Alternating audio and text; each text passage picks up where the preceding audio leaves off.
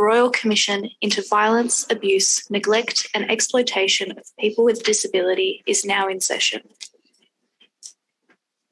Good morning, everybody. I welcome everyone who is following today's proceedings. The purpose of the hearing today is to hear oral submissions arising out of Public Hearing 7 and the evidence given at that public hearing. Public Hearing 7 was held from 12 to 16 October 2020 and addressed barriers experienced by students with disability in accessing and obtaining a safe, quality and inclusive school education and consequent life course impacts. Before going further, I shall ask Commissioner Andrea Mason, OAM, who is present in our Brisbane hearing room, to make an acknowledgement of the country. Thank you, Chair. We acknowledge the First Nations people as the original inhabitants of the lands on which this hearing is sitting. Ngananga Jukururunko Galyuni Arnago Kuaripa Jara Ninanja Juda Ngora Nganganka. We recognise Majin, Brisbane, Ngananga Ngorkanta Nanyi Ngora, Majin Nya Brisbane Ta. We recognise the country north and south of the Brisbane River as the home of the Turrbal and Jagera nations. Ngananga Ngorkanta Nanyi Karo, Panya Brisbane River Nya, Alenjara, Mono, Olpa Rira, Arnongo Ngoraricha Joda, Ninanja, Mono Kuari, Ninanyi, Turrbal Mono Jageruna. And we pay respect to the Gadigal people of the Eora Nation. Their land is where the city of Sydney is now located. We also pay respect to the Wurundjeri people of the Kulin Nation, where the city of Melbourne is now located. We pay deep respects to all elders, past, present and future, and especially elders, parents and young people with disability. Thank you, Chair. Thank you, Commissioner Mason. Apart from Commissioner Mason, I am joined today by Commissioner Rosalind Atkinson, AO, and Commissioner Rhonda Galbally, AC. Commissioner Atkinson is with me in the Royal Commission's hearing room in Sydney, while Commissioner Galbally is participating remotely from Melbourne. As always, since the start of the pandemic, we are dependent upon and resolutely optimistic about the technology that allows remote participation. At the outset, I would like to express on behalf of the Commissioners, Council and staff of the Royal Commission our deep sadness at the death of Oliver Collins. Oliver gave powerful evidence at our hearing in November last year. He told us how, despite the enormous challenges presented by the rare condition that caused his disability, he had succeeded in establishing himself as a talented and respected member of the legal profession. Oliver also told us of some, but not all, of his many contributions as an effective advocate for and committed supporter of people with disability.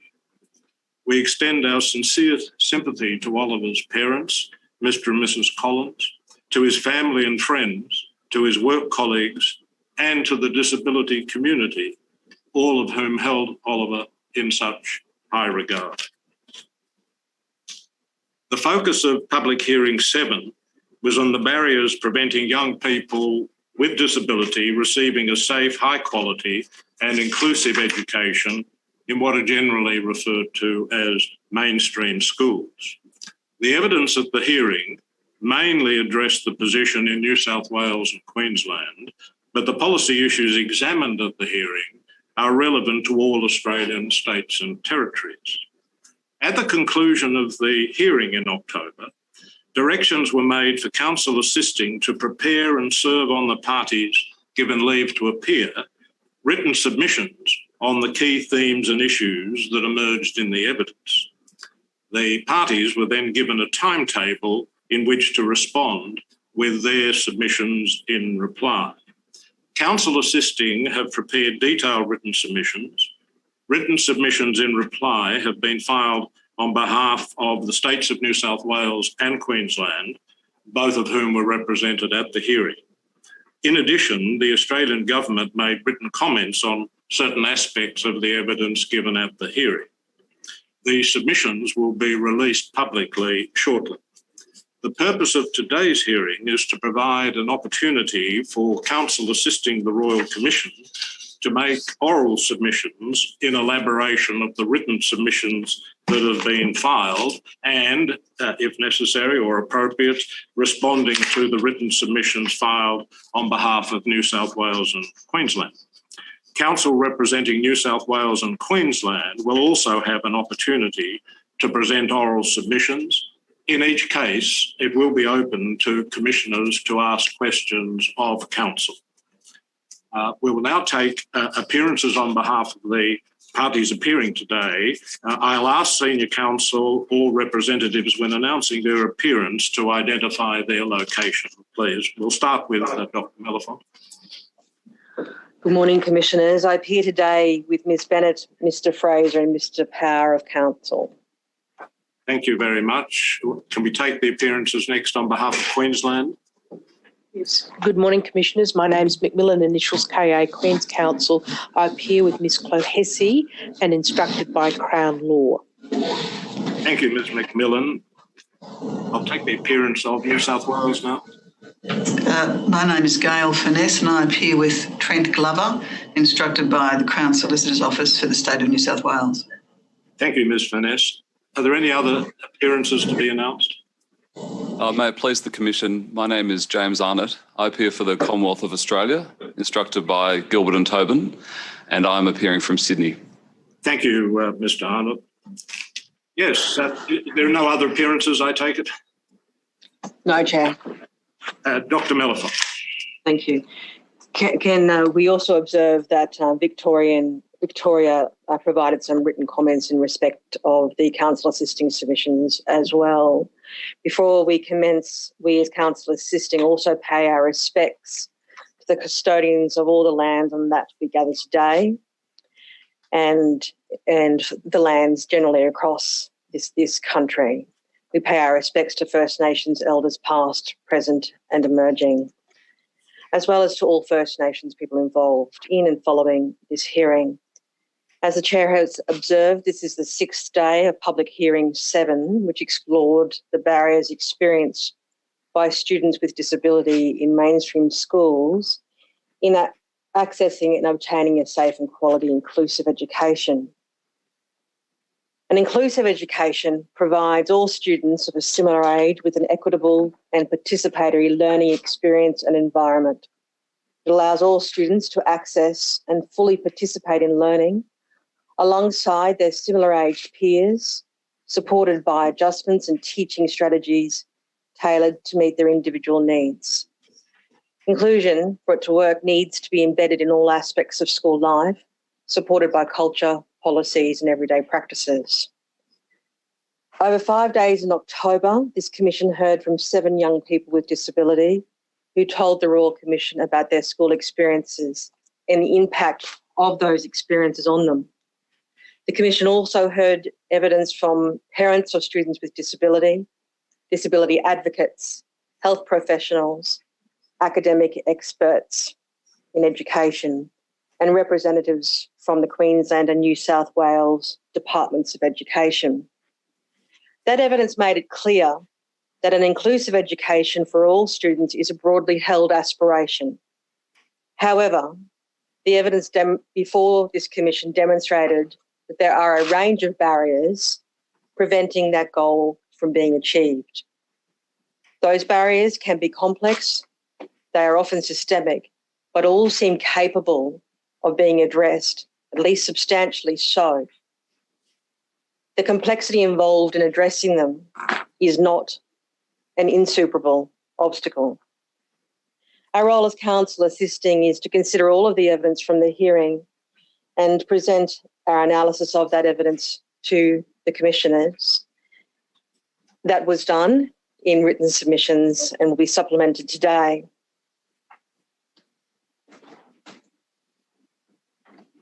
Given that the focus of public hearing 7 was on inclusive education within mainstream schools, our submissions today don't propose to address the issues raised by special or segregated schools or issues of inclusion more generally, for example, in private or non-government schools.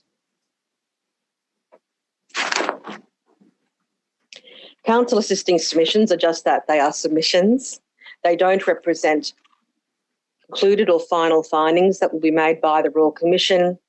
They are, of course, provided to the commissioners to assist with their deliberations.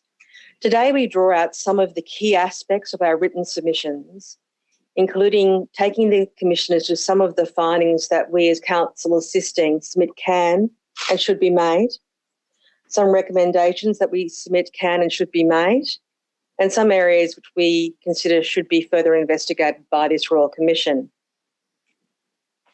Before moving to that, maybe commence by explaining how we propose to proceed today. First, we will not be calling any witnesses. Today is for submissions, not for the hearing of evidence. In making the submissions, we will refer to some parts of the evidence and indeed play some parts of the video recorded evidence that we heard in October. Secondly, in order to protect the privacy of certain witnesses, non-publication directions which were made at public hearing 7 continue in relation to their identity. These non-publication directions continue to apply, and our written and oral submissions have and will use the pseudonyms as appropriate. Finally, we observe that some of the material to be spoken of today may be distressing to some people. The material may contain accounts of violence, abuse, neglect and exploitation, as well as to references of suicide and self-harming behaviour. It will also include and can also include accounts of such things with respect to First Nations people with disability. It might include references to First Nations people who are deceased. If this information raises any issues for anyone watching, we suggest you may wish to, if you feel comfortable doing so, ringing the National Counselling and Referral Service for assistance and help. That number is 1800 421 468. Other areas and places of assistance are Lifeline 131114 and Beyond Blue 1300 224 636. For First Nations viewers, support is also available through local First Nations medical services. In public hearing 7, we heard from students with disability and their parents. They shared their experiences about the barriers they faced when attempting to access a safe, quality and inclusive school environment and the impact of those experiences. You will recall that the students and parents who gave evidence were primarily from Queensland and New South Wales. One consequence of this was that the evidence at the hearing focused on those two states, and detailed evidence about other states and territories was not examined. In consequence, while we submit that some findings and recommendations can immediately be made with respect to New South Wales and Queensland, it is not possible or proper to make specific recommendations at this stage in respect of other states and territories arising out of this hearing, or indeed with respect to some of the issues concerning Queensland and New South Wales at this stage. Commissioners, you would have seen that our written submissions provide some preliminary thoughts as to possible future recommendations, which this Commission might consider making in the future once the states and territories, all of them, have had an opportunity to provide evidence and input in them as they wish to do. These possible future recommendations, as they are so termed in our submissions, should be taken as indicating areas on which we as council assisting submit are ones on which the Commission should engage in further investigation and consideration. Nonetheless, that is the possible future recommendations, still operate as flags to stakeholders, including state and Commonwealth governments, as to the current thinking by council assisting as to some matters which might inform our later submissions, that is later in the Commission, about work recommendations the Commission should make.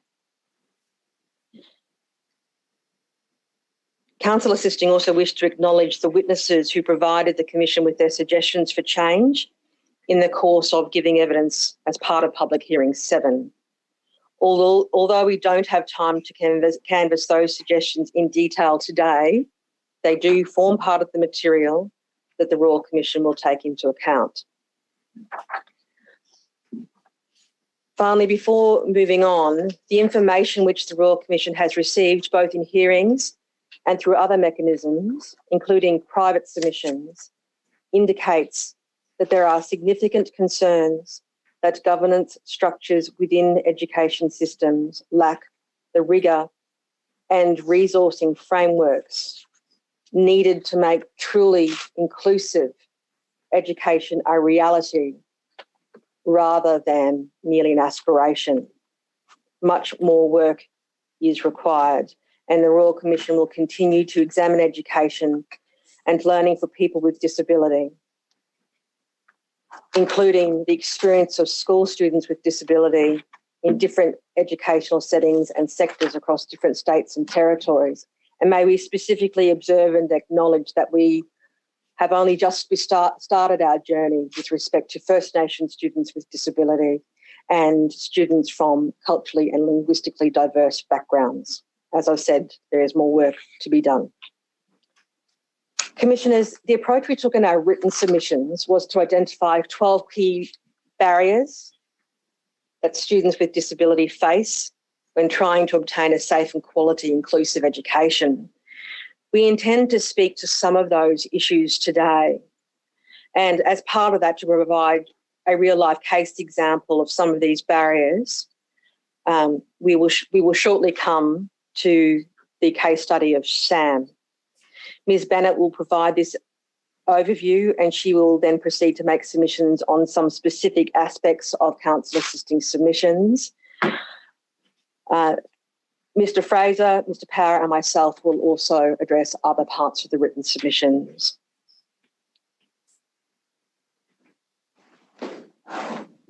Before moving to that case study of SAM, we wanted to speak briefly about the recent review of the Disability Standards for Education, which we'll refer to as the DSE review. Some of the submissions and response in particular, notably New South Wales and Queensland, do refer to the recently released report, its final review of March 2021. As the Commissioners are fully aware, the Disability Standards for Education seek to clarify education providers' responsibilities and ensure that students with disability can access and participate in an education on an equitable basis, the same basis as students without disability. Those standards are to be reviewed every 5 years, and the most recent review is third since the standards came into effect. The review itself makes clear that the Royal Commission will examine matters relevant to the efficacy of the standards. The review of the standards provided recommendations which were drafted in a way that reflects the distribution of responsibilities for the delivery of education. In this respect, we observe the mere fact of the review does not, of course, absolve the states of the responsibilities to consider for themselves issues connected with the standards for the delivery of education to students with a disability. It is notable in this respect that the review itself contemplates the state and territory education ministers carry out performance audits related to the implementation of the standards. the continued role of the state in delivering education in a manner consistent with the DDA, and the community's expectations of inclusivity are manifest. It is not sufficient or appropriate for states to defer consideration of training or compliance with the standards into the future. This issue operates now and, of course, needs to be addressed now where there are gaps and failings.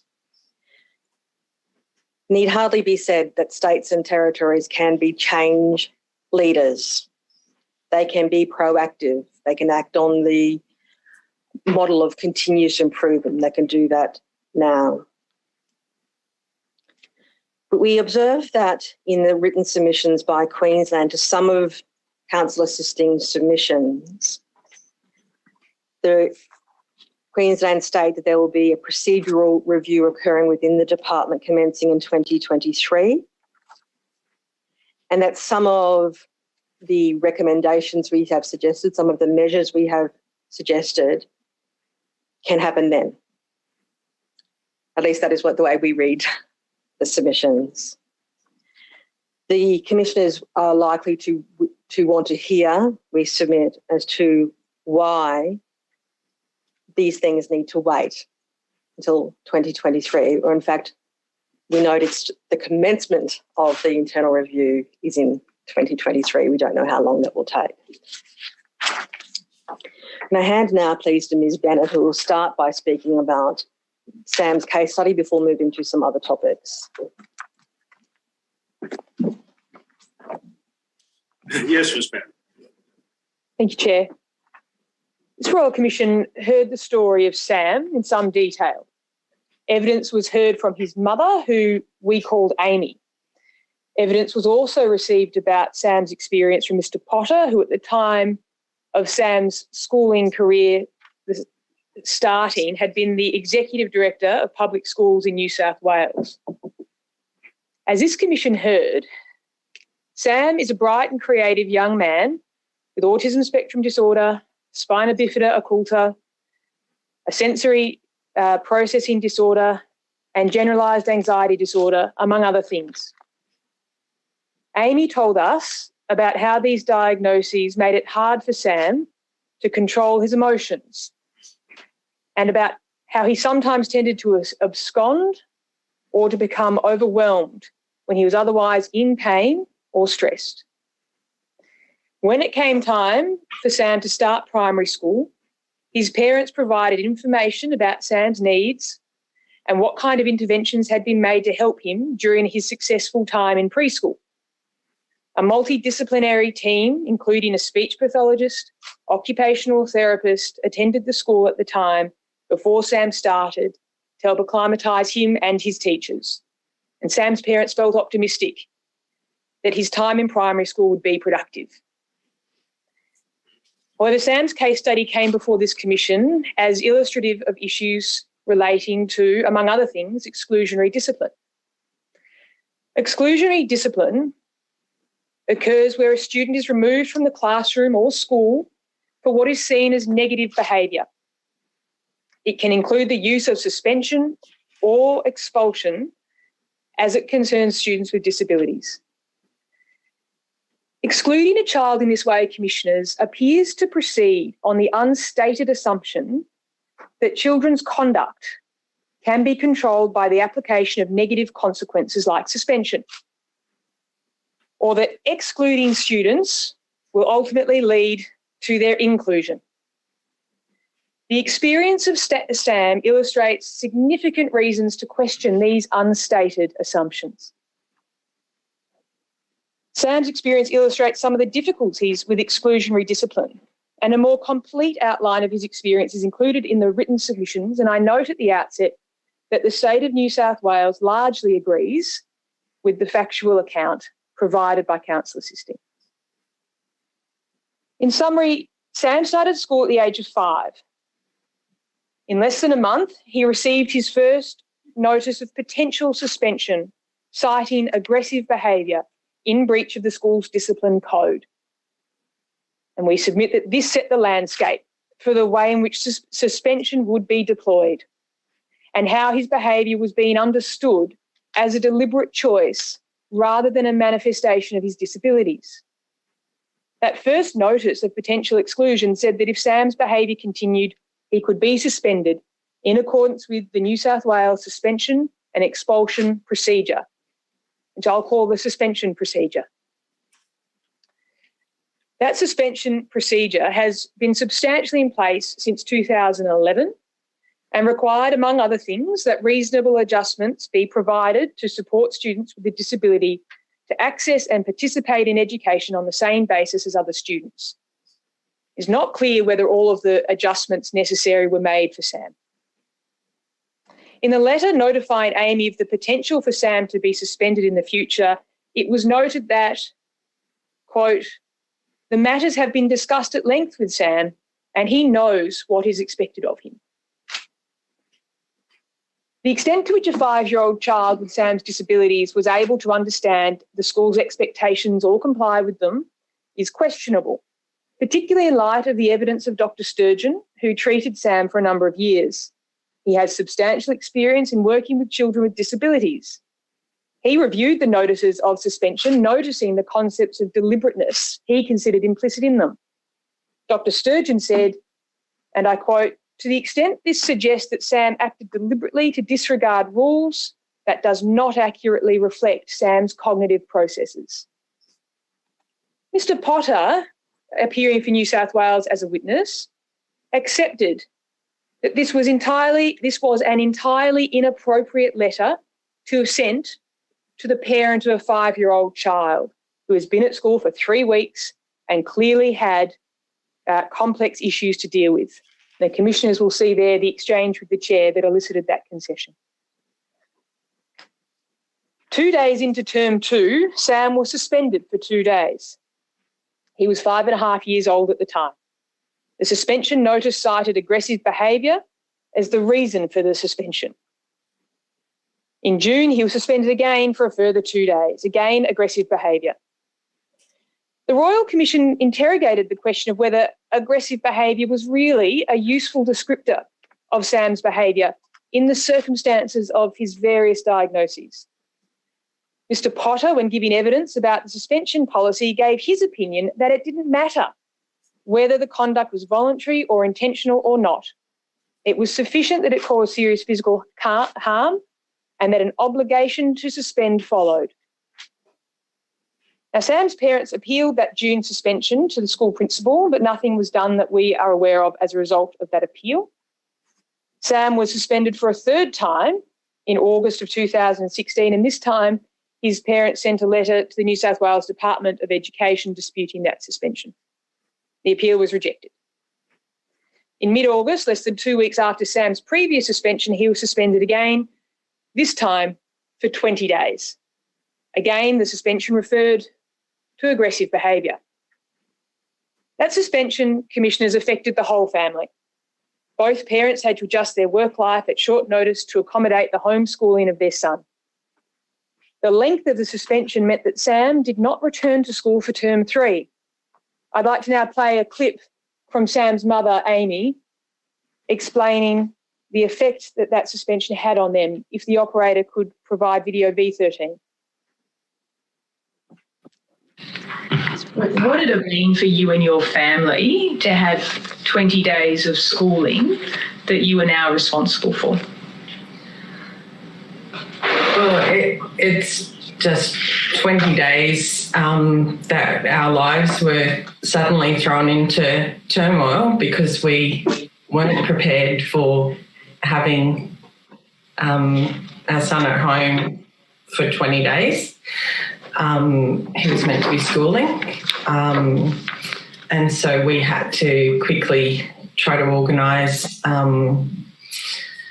work and leave and our lives around being able to support him at home now.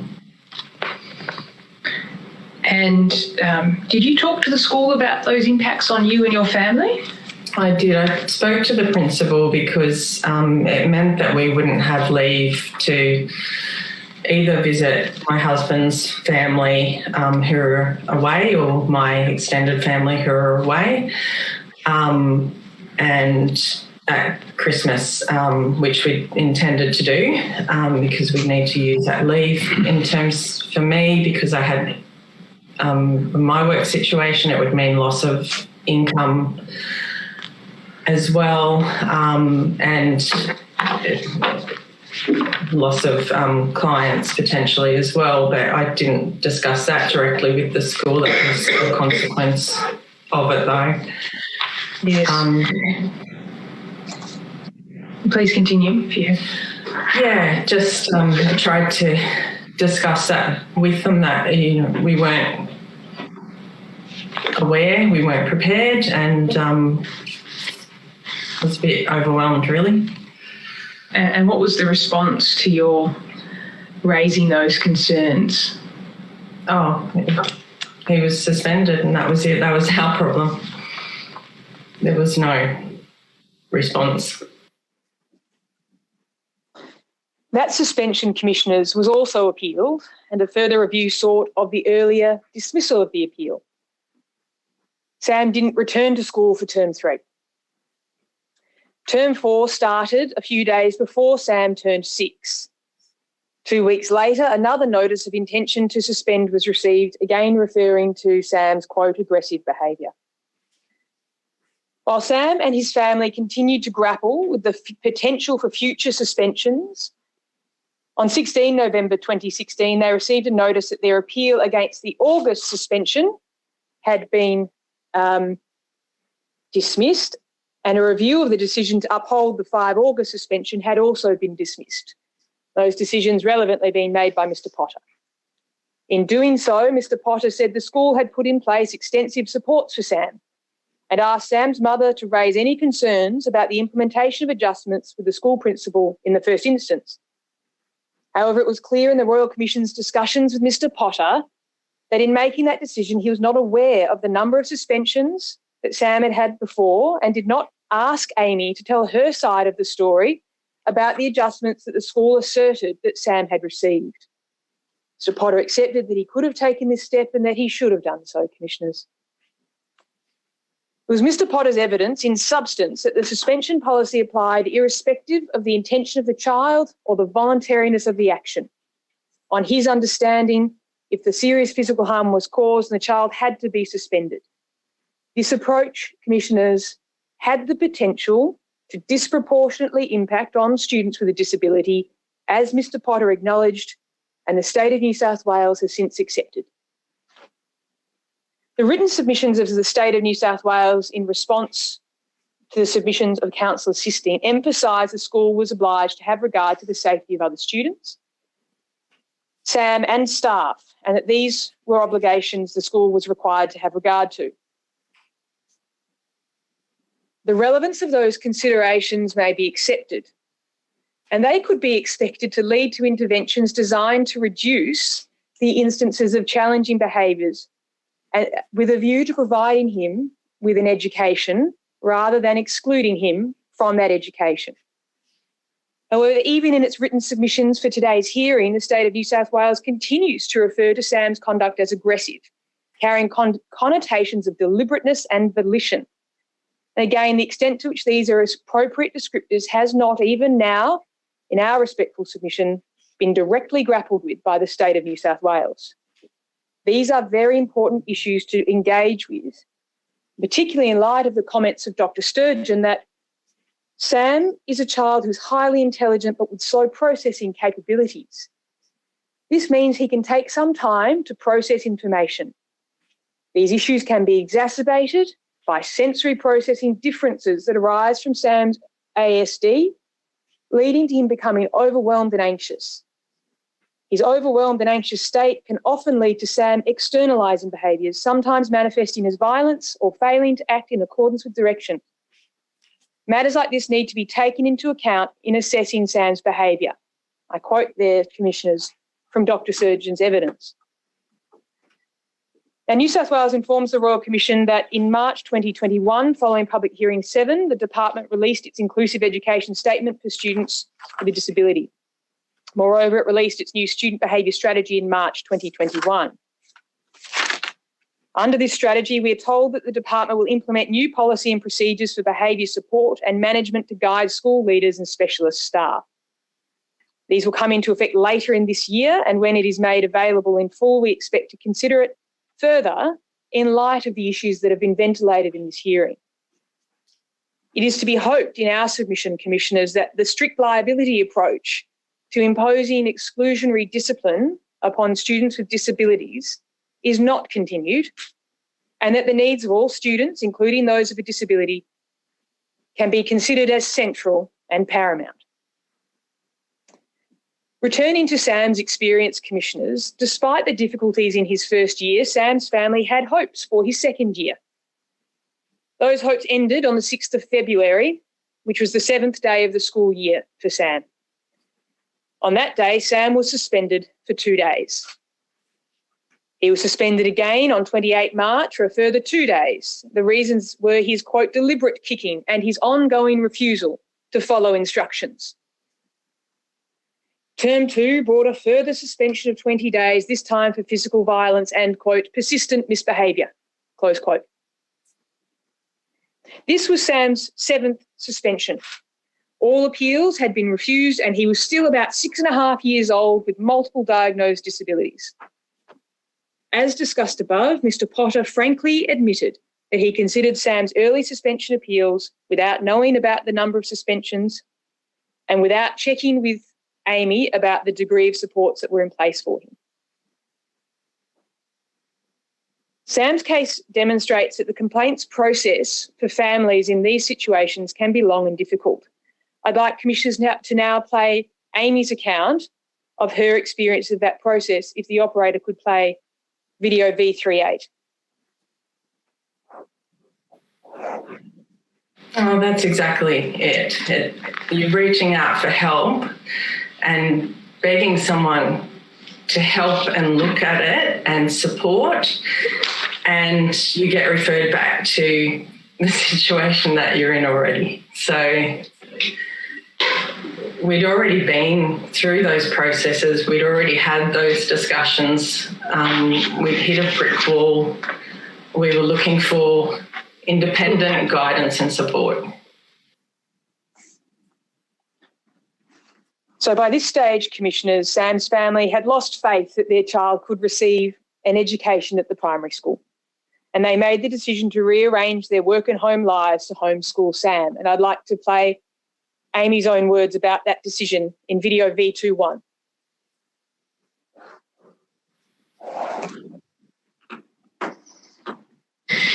And why did he not return to that school? We decided we'd already been doing so much homeschooling and had developed resources. My husband had changed his work shifts and I'd changed my work to accommodate Sam being at home, so we decided to apply to homeschool at this stage and were accepted to complete homeschooling. Counsel assisting submit that a suspension of 20 days length was inappropriate, having regard to Sam's age, disability, stage of education and other needs. Moreover, this commission is invited to conclude that in imposing the suspensions, the school did not have due or proper regard to Sam's disabilities in each instance. The State of New South Wales accepts that suspensions of this length were inappropriate for Sam, having regard to his age and disability. It is important that in imposing the suspensions, the school acted in a way that was consistent with New South Wales policy. In our submission, it is open to the Commission to find that in Sam's case, the suspension procedure was applied rigidly and without due regard for the disabilities of Sam in each instance. New South Wales accept that it can be accepted that the procedure was applied literally. In its outline of submission, the State of New South Wales has also sought to establish that Sam's behaviour escalated from aggressive behaviour to violence. Now, the accounts of Sam's conduct were not tested in the course of this hearing, and the Commission, in our submission, is not in a position to evaluate whether that behaviour was escalated in the manner now alleged based on this review of documents. In any event, even accepting that Sam's behaviour became more difficult to manage over time, this tends to support Commissioners the proposition that whatever was being done to manage him in the school environment was not working. It certainly suggests that multiple suspensions was not working.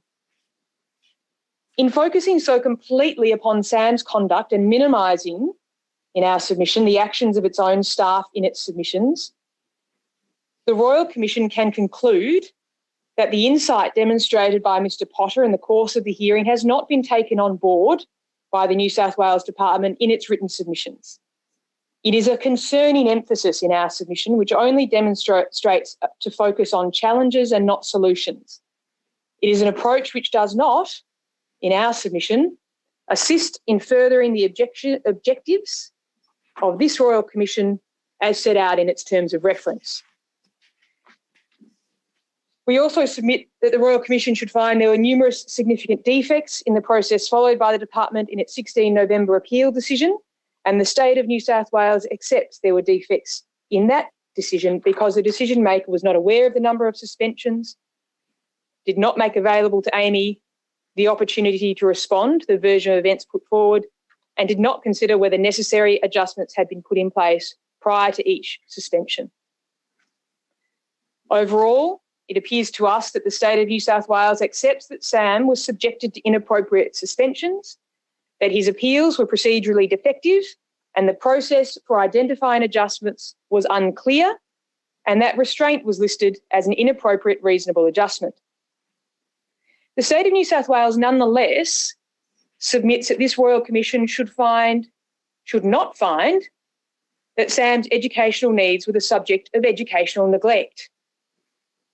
That proposition appears to be based almost entirely on the contention that insufficient weight has been given to the occupational health and safety considerations emphasised by New South Wales in its written submissions. Commissioners, it's not clear how those factors could operate to change the identification of educational neglect where New South Wales has otherwise accepted that it inappropriately excluded Sam from class for long periods of time, that its appeal process was deficient. Taken together, we submit that these matters strongly suggest that Sam was inappropriately denied educational opportunities, which comfortably falls within the concept of educational neglect. His learning was interrupted, and that is an appropriate characterisation. We submit the submissions of New South Wales fail to engage the gravamen of the issues explored in the case of Sam. It asserts that counsel assisting submissions pay no regard to the duty of care of the department and staff. Now, this approach, Commissioner, suggests that one cancels out the other and they do not. Counsel assisting are, of course, acutely aware of the workplace health and safety obligations imposed on duty holders, including those who have the care of people with disabilities, including the obligation to reduce risk as far as reasonably practicable. Compliance with those obligations and providing equitable access to an inclusive education are not mutually exclusive propositions. Meeting both requires nuance of thought, planning and implementation. And we submit that one of the issues that was highlighted effectively in the case of Sam was that there was no relationship between suspensions and the therapeutic needs of Sam that could lead to safer behaviours for him and those around him. That is, the suspensions were automatic. In many respects, the submissions of New South Wales reinforce rather than allay the concerns that the needs of students with disability rank below the needs of others. Because of Mr Potter's evidence that the suspension was an automatic response to Sam's actions, about which there was no discretion, it cannot be said in my submission that it was an action taken in order to protect staff or students. It must follow from Mr Potter's analysis that those matters were not considered. The question of whether or not there had been serious harm was enough on its own to trigger the obligation. Accordingly, counsel assisting submit that findings should be made in the matter set out in the written submissions of counsel assisting. Now, Commissioners, it appears that New South Wales asked this Royal Commission to find that Sam received equitable access to an inclusive quality education. This appears to be based on the notion that Sam was in a mainstream class, that he was provided with extensive supports, and that those supports were developed in consultation with a broad range that included medical professionals and Sam's parents. If that finding is indeed sought, counsel assisting submit that it is inappropriate or unavailable. In particular, while it might be said that Sam was in a mainstream class, he was not in that class for the more than 48 school days he was excluded. It is not enough to be assigned to a classroom. An education must be available when the child is there. The reliance upon the provision of reasonable adjustments is misconceived. It was precisely the lack of clarity around the New South Wales policies and procedures about how to make and identify reasonable adjustments that was highlighted in this case. This Royal Commission did not interrogate the precise provision of adjustments for Sam, but it was clear on the evidence that there was dispute about this issue, and in our submission that dispute does not fall for resolution in the course of this hearing as contended by New South Wales. Counsel assisting submit that if this finding is indeed sought, it should not be made. Commissioners, turning from the case of Sam to other forms of exclusion, it should be noted that exclusion can occur when students are asked to attend school part-time or are not permitted to attend all classes. At the time of this hearing, Kobe was a 16-year-old and not attending school. He had what were described as serious and complex disability needs. He also had, among other things, a sensory processing disorder and a speech-language delay. Kobe's mother, Sarah, told us about Kobe's experience attending school part-time. If the operator could please play video V15. At paragraph 48 of your statement, say that by the end of the second week of term one, he was finishing school at lunchtime. What do you mean by that? So often I was called to collect him, or his father would be called to collect him. And how would that arise? On what basis was it explained to you that you had to come and get him? That he wasn't coping. He was tired and seeming to be anxious. In your statement... Sorry, can I interrupt? Are we meant to be seeing a video? I'm sorry, can we just pause there? Are we meant to be seeing a video? Because all we're seeing or hearing is audio. I'm sorry, Commissioner. I'm sorry, it was audio content only. I believe that the actual image was not available at the time of the hearing. I apologise for referring to a video. Okay, I just wasn't sure. Thank you. Thank you, Chair. Please continue with it. Just interpose that paragraph. Just a reminder. Here. At paragraph 48 of your statement, you say that by the end of the second week of term one, he was finishing school at lunchtime. What do you mean by that? So often I was called to collect him, or his father would be called to collect him. And how would that arise? On what basis was it explained to you that you had to come and get him? That he wasn't coping, that he was tired and seeming to be anxious. In your statement, you say that by April 2018, Kobe was only attending school for around 3 periods a day, was finishing school around 12:30 to 1 p.m. What discussions had you had with... Well, first of all, that was the case, wasn't it? That's correct. And what discussions had you had with the school about that consistent early finishing? I was under the assumption that it was only going to be temporary and that it wasn't going to be ongoing. I was told that it was being done so that Kobe could manage his anxiety whilst he continued to transition.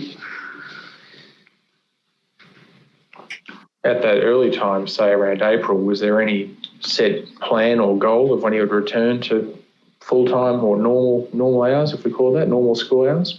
No.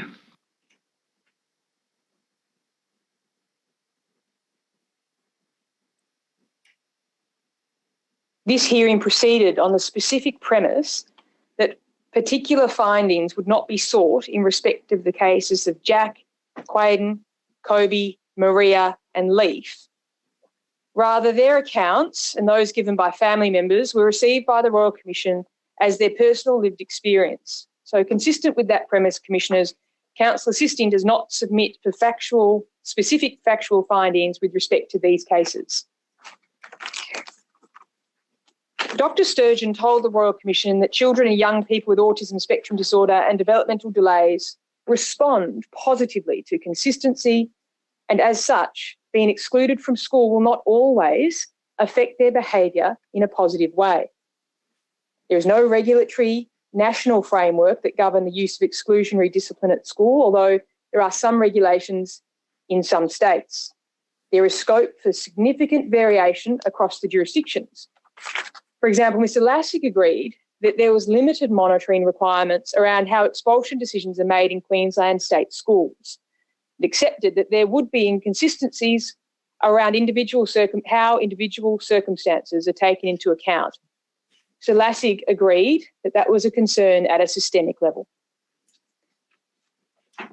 Where students are expelled or excluded from the classroom for either a long or short period, it's important that they are re-engaged in the school system. The Royal Commission heard issues facing school students with disability when they attempt to re-engage in schooling following an exclusion. Queensland identified 2 causes of delay. Enrolment in a new school cannot occur until the student is officially expelled from the first. However, the principal of the first school can take up to 20 days to make an expulsion decision, which would then prompt a 2 to 3 week process to identify and enrol in a new school.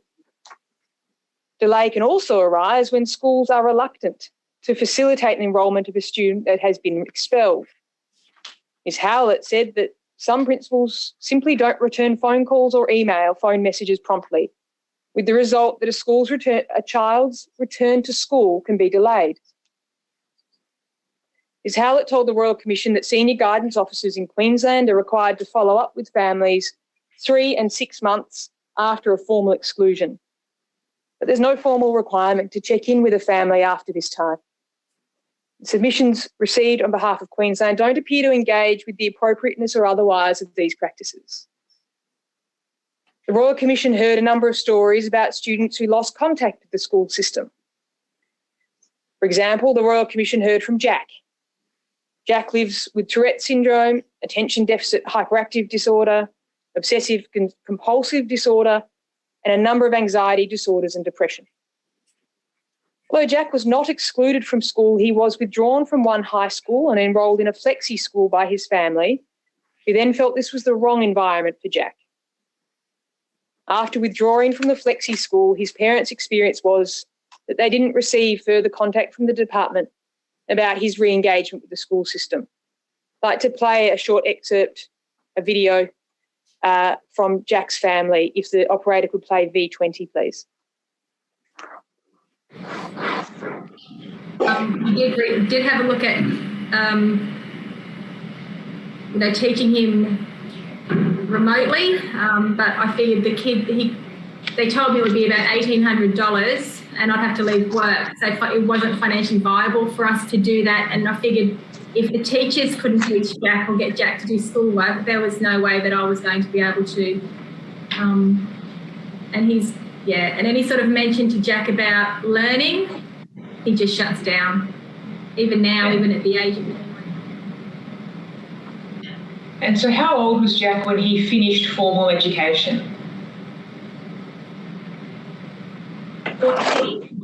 I think he may have been 13, 14. 13, I think, yeah. 13, yeah. 14. And was there any more follow-up from the Department of Education about him after that? No. We heard from nobody, actually. I was a bit afraid that somebody would knock on the door or have even the Department of Child Safety come and knock on the door and say, you're failing as parents, his son needs to be in school and take him off us. So that was always in the back of my mind, but we never heard from anybody. So we just worked on keeping him alive and keeping him, trying to build him back up again. We're still working on that now. In a similar way, Commissioners, after Kobe was expelled from a school, her mother, Sarah, told the Royal Commission that she felt that education officials saw them as too difficult. Sarah said that she was told to enrol Kobe in another state school. Submitted, the Royal Commission can find the processes for re-enrolling children after expulsion in Queensland are not sufficient to encourage immediate re-engagement, but they can be ineffective in overcoming reluctance from a school to accept an enrolment, and that these issues are not addressed in any specific policy or procedure. Council assisting submit it's appropriate for Education Queensland to review its processes for re-engaging and re-enrolling students after exclusion with a view to ensuring students with disability are effectively supported to re-engage and re-enrol as soon as possible, and to develop specific policies or procedures to improve the outcomes for students with disabilities.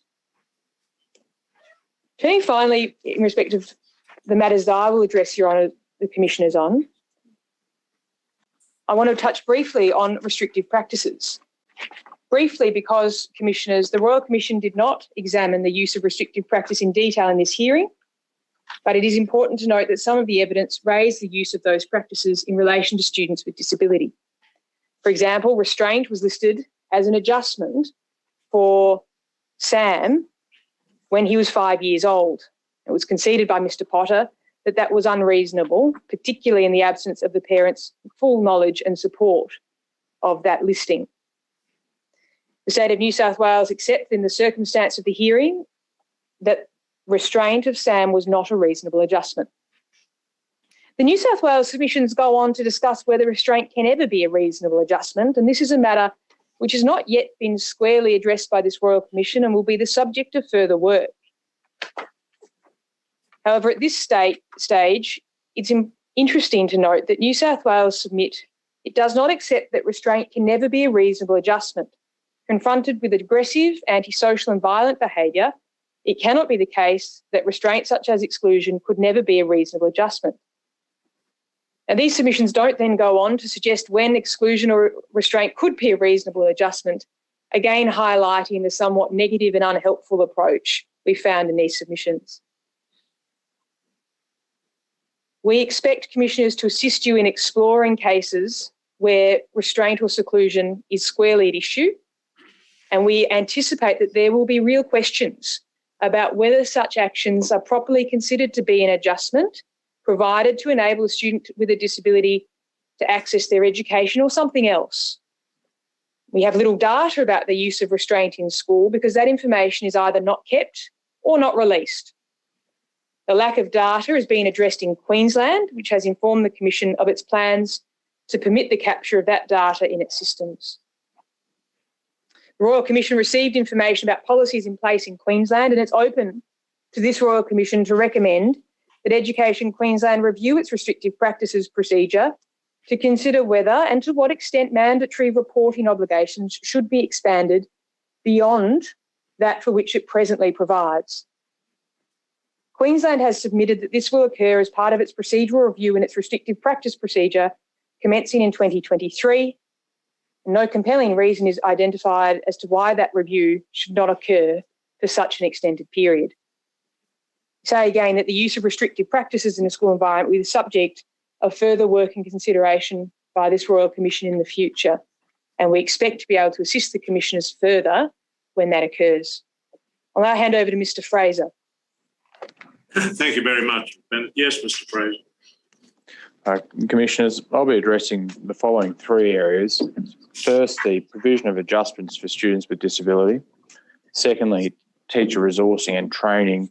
And finally, matters of funding.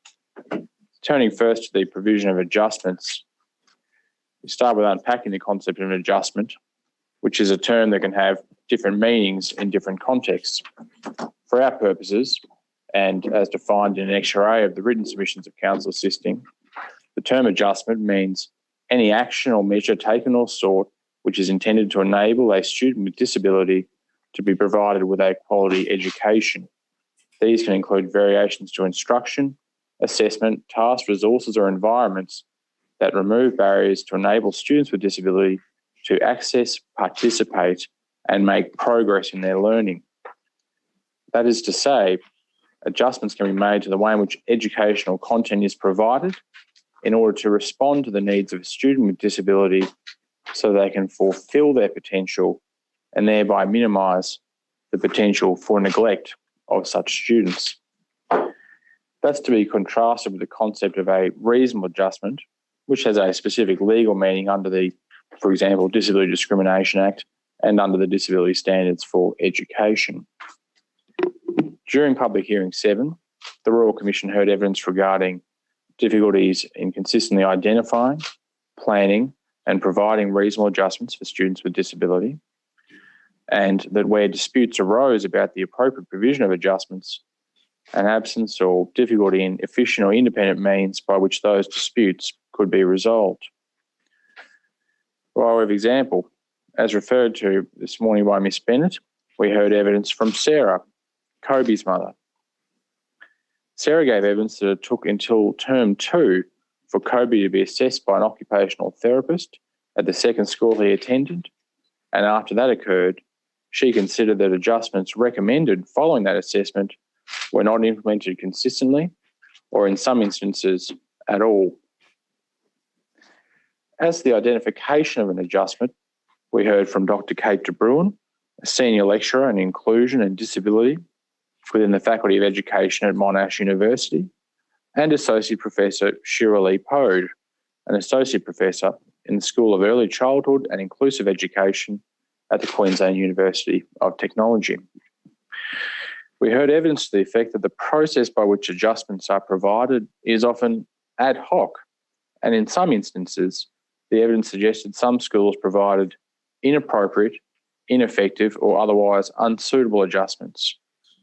In particular, Dr. Bruin noted that guidance available to schools to assist them to implement adjustments is limited. The provision and evaluation of adjustments is an ongoing process. Like all students, the needs of students with disability change over time. As such, the effectiveness of adjustments provided to them may also change. Further, an adjustment initially thought to be appropriate may subsequently be found to be ineffective. As a result, there's good reason to recommend that the implementation of adjustments are checked and evaluated to ensure fidelity of implementation and effectiveness of the adjustment. That's important because the provision or otherwise of an adjustment has a direct and immediate effect on the ability of a student with a disability to reach their potential. The point was well made by Alice, a student living with disability who shared her personal experience with the Royal Commission via a video of herself speaking at the National Youth Disability Summit that was played and admitted into evidence at the hearing. Alice referred to the impact and the anxiety that she suffered when a teacher's aide was assigned to her with who had poor word processing skills, and which she considered Alice considered risk jeopardising her own academic performance. A short extract from that video will be played now, which is video V6. By year 9, I had really started to love academic pursuits, and my success had seen this become an element of my identity in which I was, and still am, really proud. At this stage in the classroom, I did just need a teacher aide to be my hands.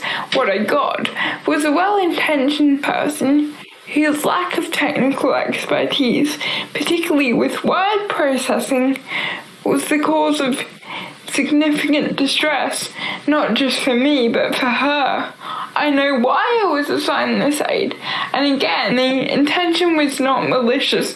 My program managers wanted me to be more dependent, but the problem was this approach increased my anxiety because I was so worried about the potential impact on my academic outcomes, and hence a part of my identity felt threatened. As to the process for identifying adjustments, the Royal Commission heard evidence from Mr Chris Lazig, the Assistant Regional Director, North Coast Region at the Queensland Department of Education, and from New South Wales, Mr Frank Potter, the Executive Director of School Performance at the New South Wales Department of Education. Neither Mr Lazig nor Mr Potter identified with any specificity a method provided to staff of identifying what adjustments might be appropriate for a particular student. Mr Lazig gave evidence as to the trust in principals to make decisions relating to adjustments, but said that there was no specific training about providing adjustments. But he also accepted that the confidence and capability of principals will vary. Mr Potter ultimately accepted that identifying a reasonable adjustment was a matter involving considerable discretion, which could lead to radically different experiences for students at different schools. As to the position in New South Wales, as Ms Bennett referred to earlier, the Royal Commission heard evidence about the schooling experience of Sam.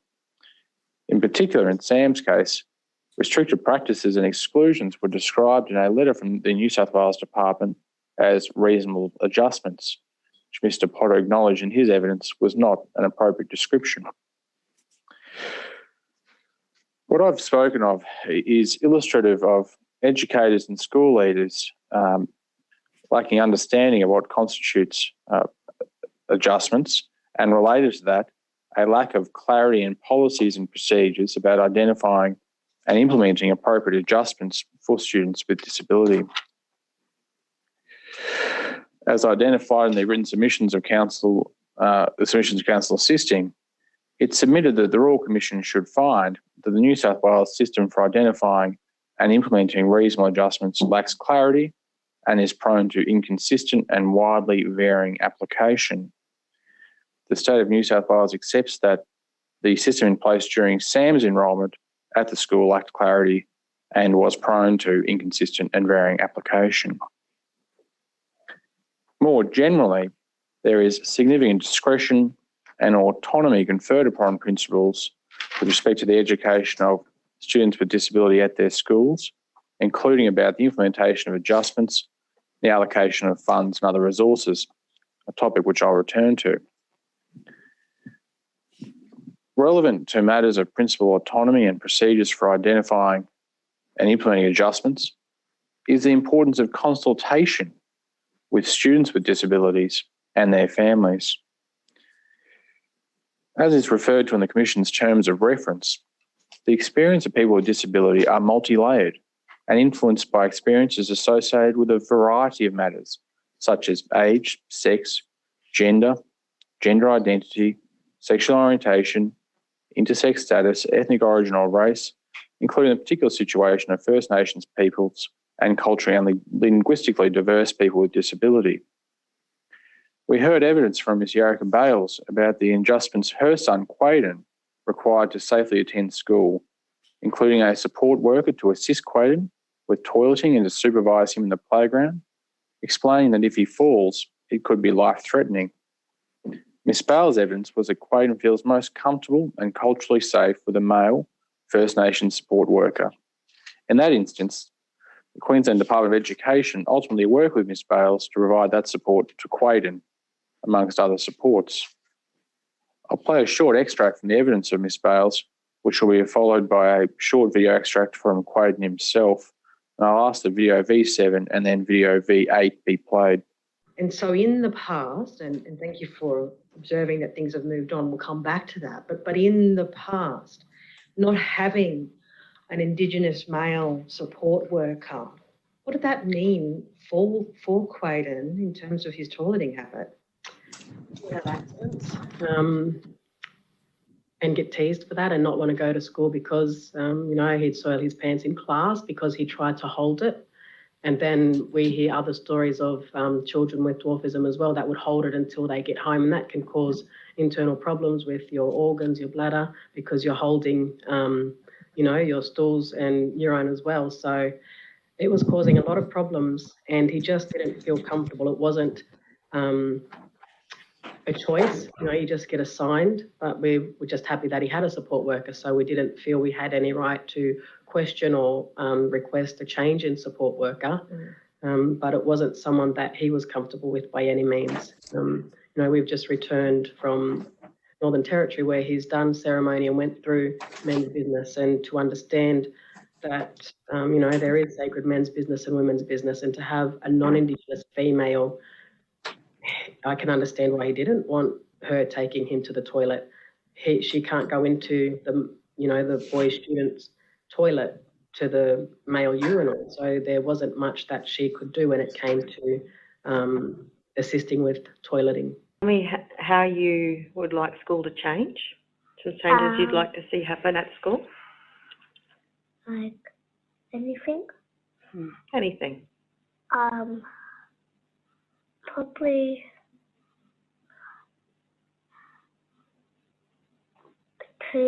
one more support worker, a Maori one, a regional one. So when he's away, I can have that one, and he's going to be there. The commissioners were called in public hearing 2. Ms. Deborah Dunstan, Assistant Director General, Disability and Inclusion in Education Queensland, gave evidence that there is no policy that commits to a student's voice being heard when making decisions about what adjustments the student needs. That evidence must be seen in the context of the acknowledgement by Mr. Lassig of the same department in public hearing 7 of the importance of the voice of students with disability being involved in conversations about the adjustments that they may require and the frequency of those adjustments. Dr. De Bruin and Associate Professor Pode also gave evidence that consultation with students about reasonable adjustments occurs rarely, especially if the student has a severe disability. In the written submissions provided by the State of Queensland, reference is made to recommendations 1 and 2 of the 2020 DSC review, being a national review that Ms. Mellifont referred to this morning. Recommendation 1 calls on the Australian Government to co-design information products on the DSC, adopting a nationally consistent approach. And recommendation 2 recommends the DSC are amended to include principles on consultation, issue resolution and complaints handling. The submissions from the State of Queensland also refer to the commitment made by Queensland Education to implement particular recommendations 4 to 6 of the 2017 Deloitte review, namely improving parent and student engagement. Those matters have informed the proposed finding. I'll start that again. It submitted the Royal Commission can find that while Education Queensland encourages schools to consider involving students with disability in decisions about their education, it does not currently have a specific policy that requires the voice of students with disability to be taken into account in respect of decisions as to the provision of adjustments and supports. The State of Queensland submissions also refer to recommendations 4 to 6 of the Deloitte review and state that all Department of Education policies, procedures and guidelines now require schools to consult parents and, if appropriate, students in relation to reasonable adjustments. No further particularation is provided.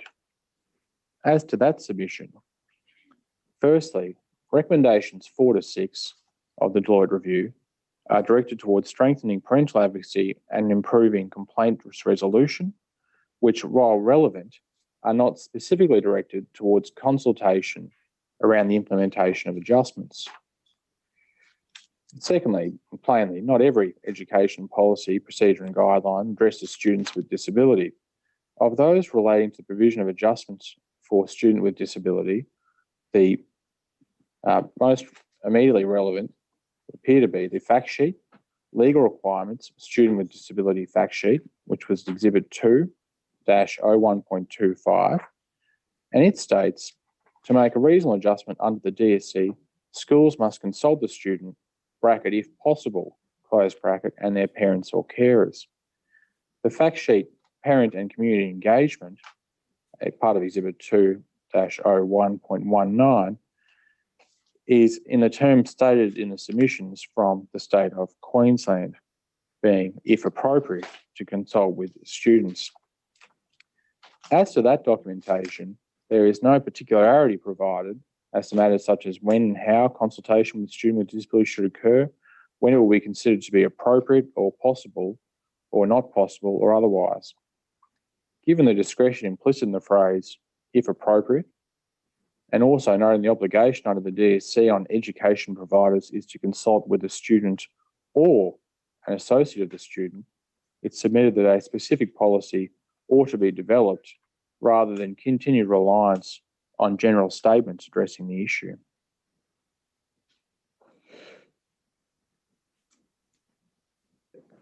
Even where adjustments are identified, the Royal Commission heard evidence that those adjustments are not necessarily provided.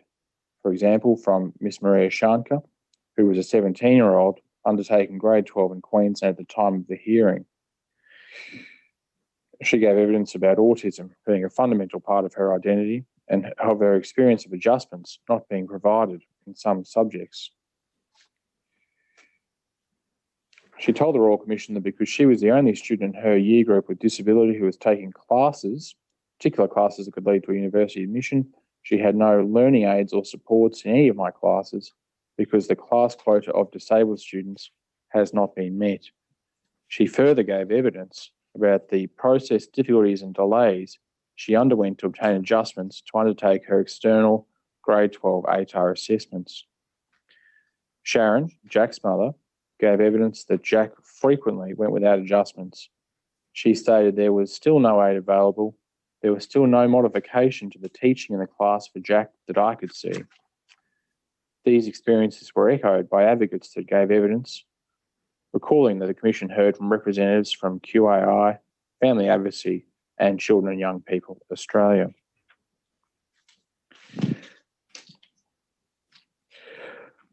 Dr. De Bruin and Associate Professor Pode gave evidence that mandatory training on the Disability Discrimination Act and Disability Standards for Education is limited, and that there is confusion among teachers and school staff over what reasonable adjustments are or when individualised education plans are required to be used.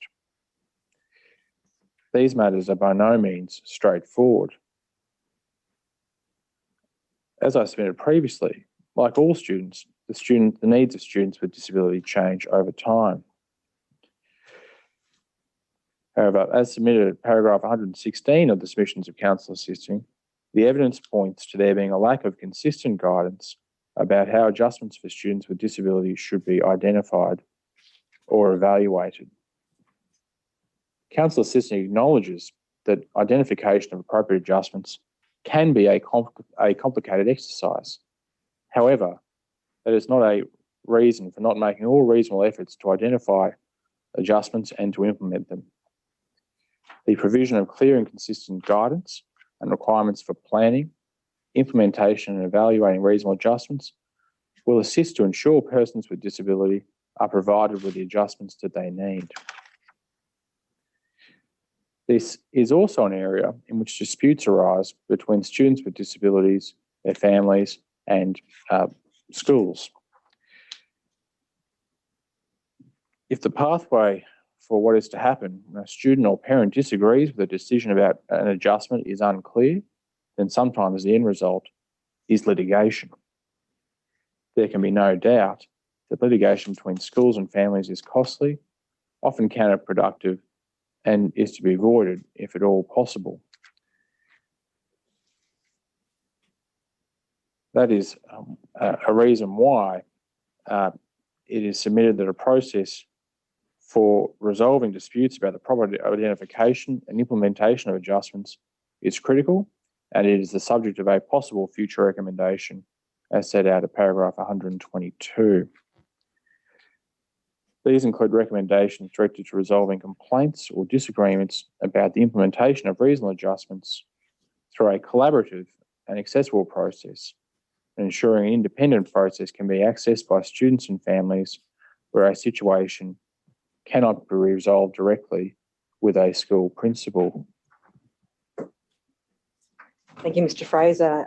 Commissioners, if it's a convenient time to have the morning break until 10:45, and then we will resume with council assisting submissions for approximately another hour before the parties who wish to make supplementary submissions do so, and whether the commissioners have questions for those parties.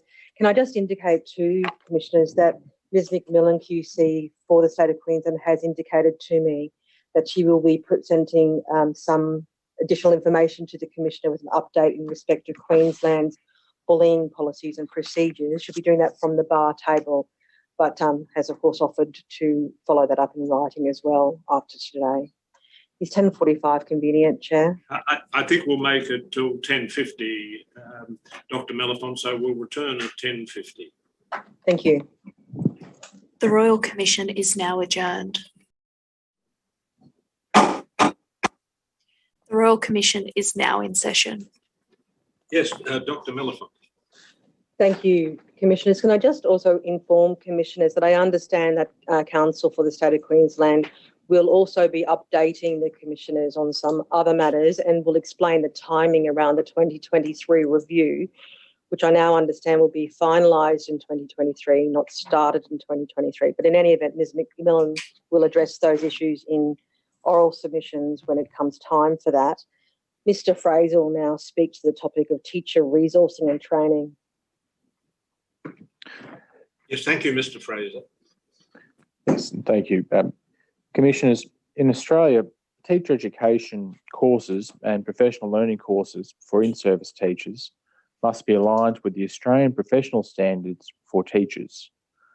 Dr de Bruin told the Royal Commission that of these standards, 3 are relevant to planning adjustments for students with disability, and of those 3, they are relatively generic and only refer to relevant policy and legislative standards rather than referring to the DSC.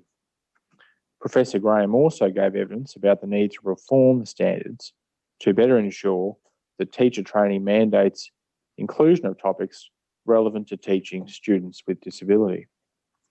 Associate Professor Pode explained that in Australia, there are limited requirements for school leaders to undertake formal training on their obligations under the DSC and Disability Discrimination Act. Further, Dr de Bruin told the Royal Commission that while there are materials available on the NCCD Professional Learning Portal, improvements are needed. Mr Lassie of Queensland Education gave evidence that there is no mandatory requirement in Queensland for principals to undertake training to help them understand their obligations with respect to the education of students with disability.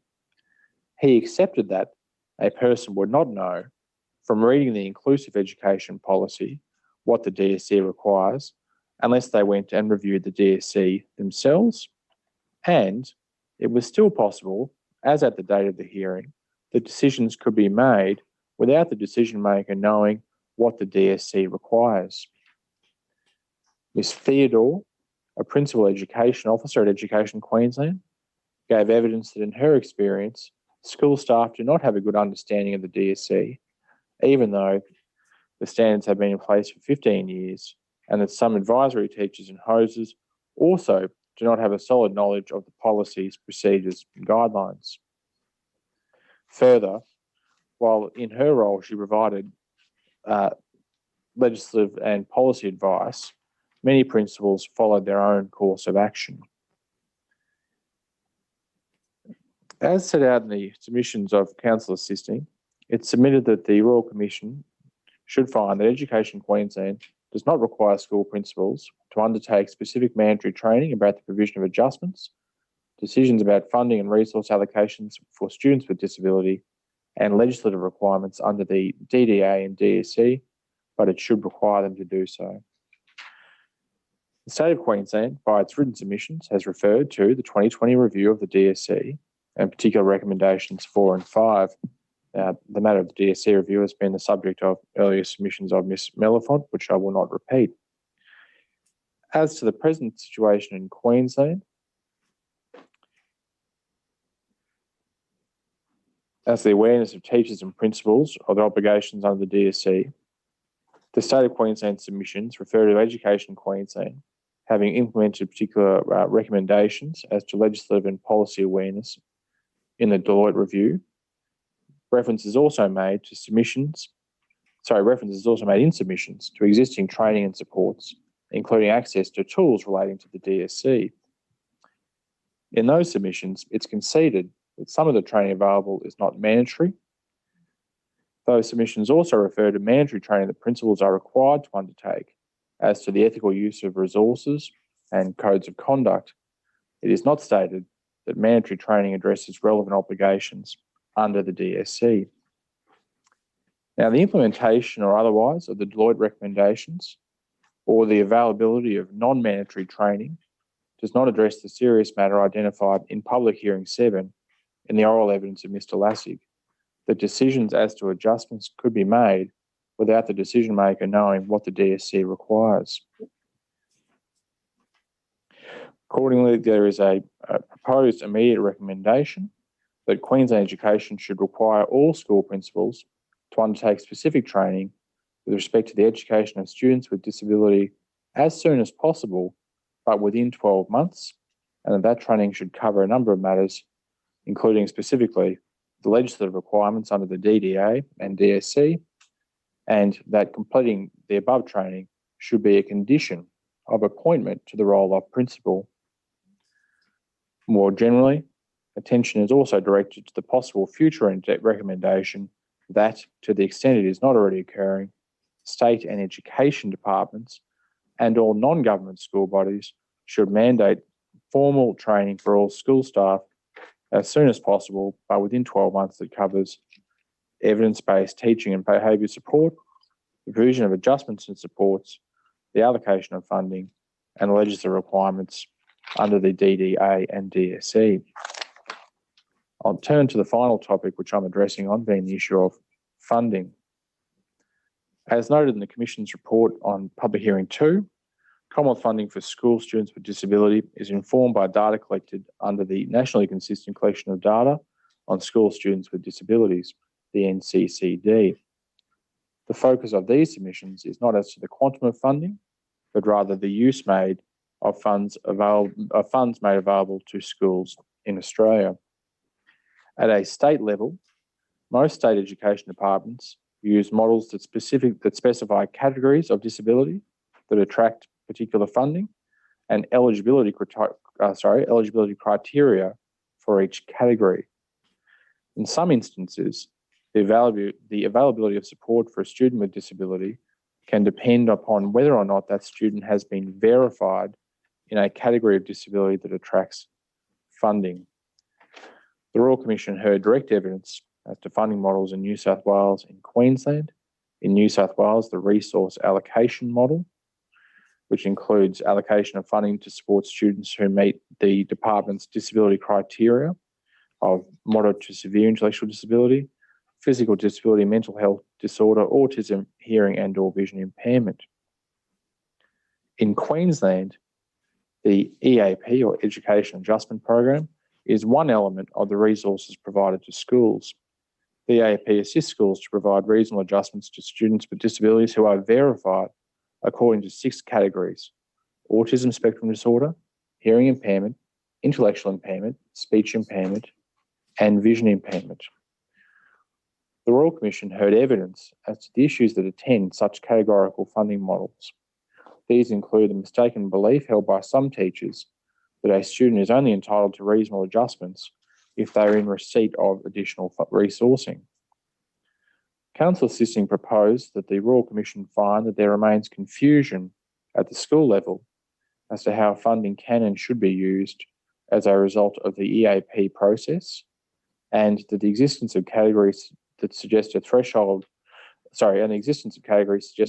must be met before support can be provided. This finding is only intended to apply in Queensland. Returning to Queensland, Ms Haythorpe, who had been a senior guidance officer in Education Queensland, told the Royal Commission that in her experience, students that did not fit into the EAP categories would not obtain support, particularly students with complex behavioural disorders or diagnosis or mental health diagnoses. The Commission heard evidence from Sharon and Alex, the parents of Jack, who had Tourette's syndrome, ADHD and OCD, who told the Commission as to the school's suggestion that they take Jack back to the doctors to get him diagnosed with autism, as well as that would result in funding for a teacher's aid,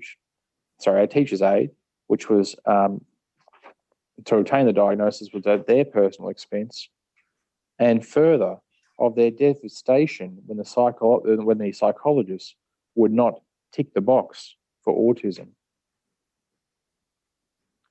Mr. Lassie accepted that the 6 EAP categories were carried across from a prior ascertainment model, which had existed until about 2004 or 2005, and that in the past, students without an EAP verification sometimes receive less support than their verified peers.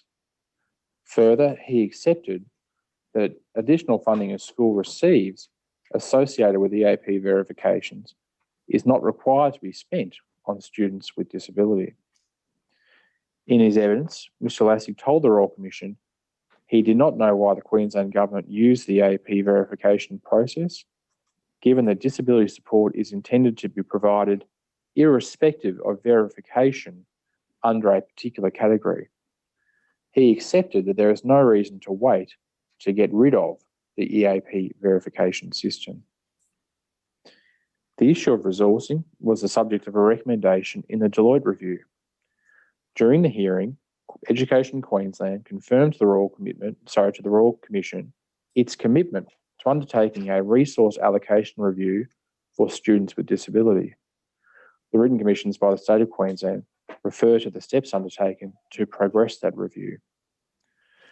The submissions of council assisting propose an immediate recommendation that Queensland moves away from the EAP to a non-categorical resourcing model as soon as possible, but within 12 months. And in the meantime, clear direction is provided to Education Queensland staff, clarifying the misconception about how the current EAP model is to operate.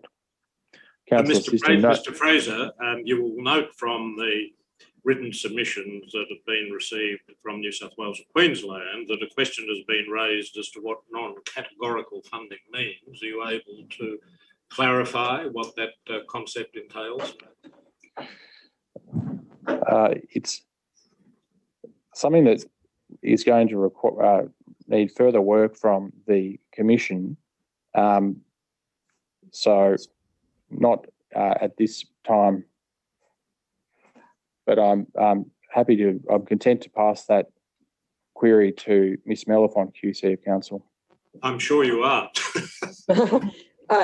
Chair, if I can just seek to answer the Chair's question. The evidence was described in Public Hearing 7 in terms of categorical models, particularly by witnesses such as Professor Graham. The categorical models are, as we have heard, models which require a diagnosis in order to trigger funding. Non-categorical models are the opposite of that. They are, by non-categorical models, what we're talking about is needs-based funding. So you don't have to tick a box, a specific diagnostic box to trigger funding. It's about needs-based. That's what we mean by that term.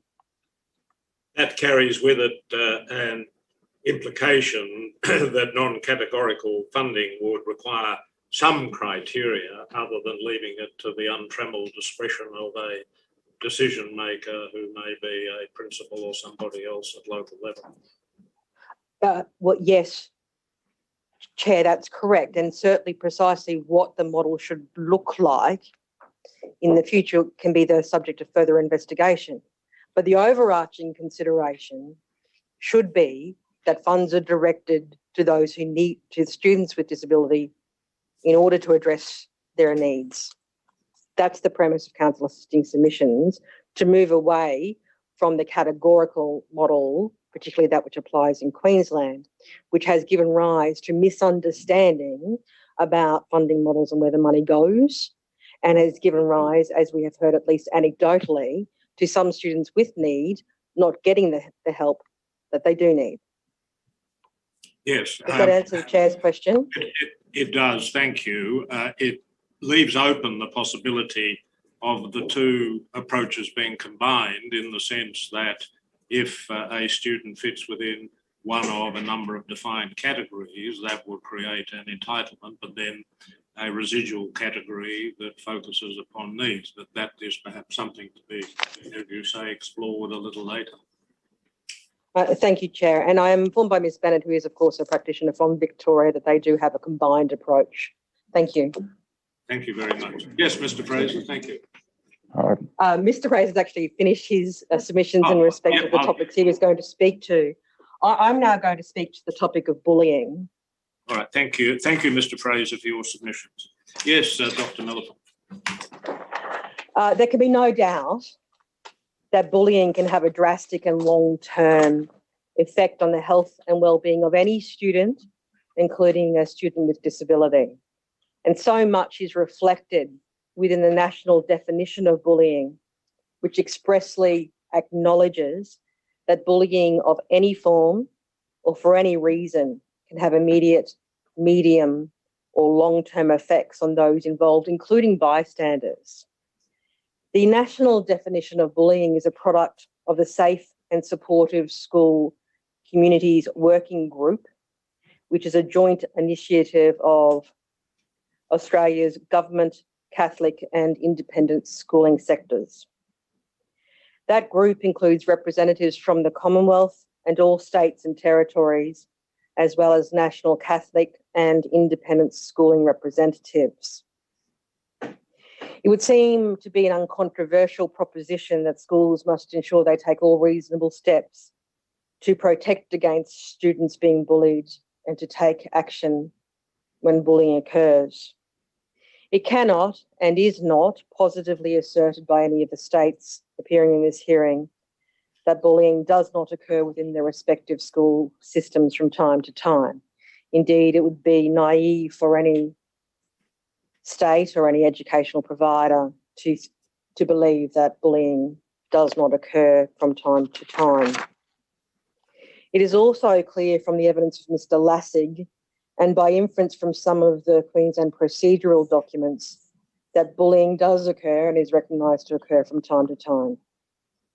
In the course of examination of Mr Lassig, I referred him to a statement of Ms Leslie Theodore, and one of the reflections of Ms Theodore was that Jack may have finished school if other students were more accepting of people with different attributes and did not make mean comments.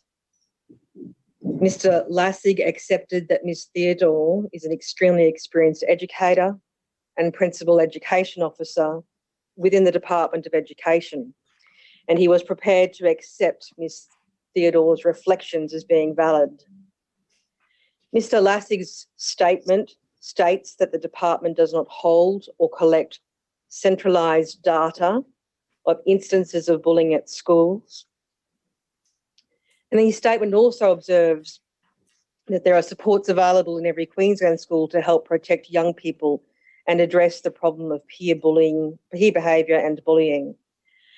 Now, it's these types of statements within his own statement, which obviously contains the inference that there is a problem which needs to be addressed, that is, that bullying does occur and they're seeking to address it.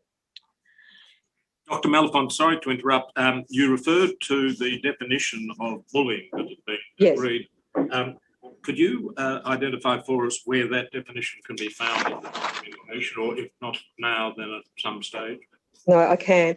Could I ask, please, for the operator to bring up the Queensland Government Department of Education fact sheet entitled Bullying in School-Age Students, QLD.0005.0041.2509.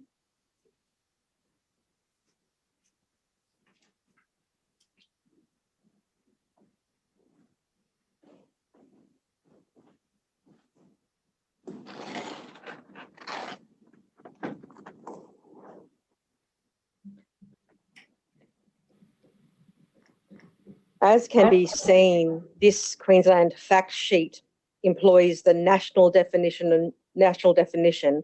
And when you click on the link, which you can see underlined there in the fact sheet, it takes you to the No Bullying website, which is the product of the group I mentioned earlier in my submissions. And this is the definition which appears there as well as here. And you will see, if that first paragraph can be brought up, please, that bullying is defined as the ongoing and deliberate misuse of power in relationships through repeated verbal, physical, and or social behaviour that intends to cause physical, social and or psychological harm. It can involve an individual group or a group misusing their power or perceived power over one or more persons who feel unable to stop it from happening. Can I pause to make an observation about that definition now? Importantly, you'll see that the national definition states, and this is a little bit lower in the paragraph, that single incidents and conflict or fights between equals, whether in person or online, are not defined as bullying. This is an important thing for the Commission to note in its further work in respect of the area of bullying of students with disability. It is submitted that in its further investigations and work, the Royal Commission should not feel constrained in respect of any recommendations it makes with respect to conduct which involves bullying type behaviour in the ordinary sense of the word, whether it be a single incident or more. So the ultimate goal, of course, should be to create a culture in which students with disability are not subject to bullying type behaviour at all, whether as an isolated occurrence or more than an isolated occurrence. Thank you for drawing attention to that definition. I should say that one reason for asking, and of course you reminded us of what is already in evidence, is that Queensland, in paragraph 20 of their submissions, state that there's no definition of bullying and harassment. It appears that, in fact, there is at least some general agreement as to the minimum content of bullying. That is so. So, as we've indicated, our own fact sheet refers to a national definition of bullying. It's not of bullying. It's not statutory, as I understand it, which I think is the submission made by Queensland. But the relevance is, of course, in response to the comment you've just made, is that the Queensland does have a working definition of bullying. So, as I've just referred to Mr. Lassig's evidence that there's no centralised data with respect to bullying, Mr. Lassig gave evidence at the hearing that there is no statewide data collected on bullying. And so it's submitted that a finding can be made to that effect, as we contend for in paragraph 99 of our submissions. And we go further in respect of this issue when we submit that the Royal Commission might consider making an immediate recommendation that Queensland Education do collect statewide data on reported incidents of bullying, disaggregated to students with disability, First Nations students and students from culturally and linguistically diverse backgrounds, and publicly report that data. I'll speak a bit more about this. The collection of such data in our submission would enable the department to see whether or not students with disability are being disproportionately affected by bullying, disproportionately the subjects of bullying behaviour. It would assist the department considering and determining causes and informing responses to such causes, and in order to seek to continue to try to reduce the amount of bullying which occurs. Now, the State of Queensland, at paragraph 21 of its submissions, submit that the collection of meaningful and reliable data regarding reportable bullying incidents would be challenging for the department The fact sheet and the evidence records that records in one school, which is the Queensland database, are to be maintained accurately in relation to any allegation of bullying. So there's already a requirement that the one school system keeps accurate data in relation to any allegations of bullying. It would appear, therefore, that at least the building blocks for the collection of data in respect of alleged bullying currently exist within the Department of Education's own system. And that council assisting submission as to a recommendation, that is, that the data is collected on a statewide basis and including disaggregation, would appear to be an extension of the record keeping which already occurs within one school. So the State of Queensland may wish to, and it may in fact be Ms McMillan's intention already, to provide this commission with further information as to whether the records kept within one school do contain a field within which enables disaggregation to students with disability, First Nations students and students from culturally and linguistically diverse backgrounds. And that information will assist the commissioners to more fully assess whether there is immediate capacity to extend the one school record keeping to a recommendation for statewide data. What is the capacity to extend this system, which is already in place, to make it a statewide data system? And we as council assisting submit that clearly the public reporting of such data, which is part of our recommendations,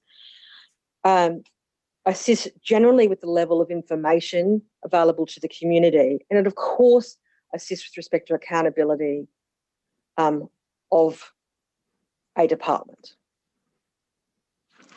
Now, in making these submissions, which are Queensland specific, we want to expressly state that this is not to say the Royal Commission has explored other states and territories in respect of bullying and found no remedial action is required. That's not the case.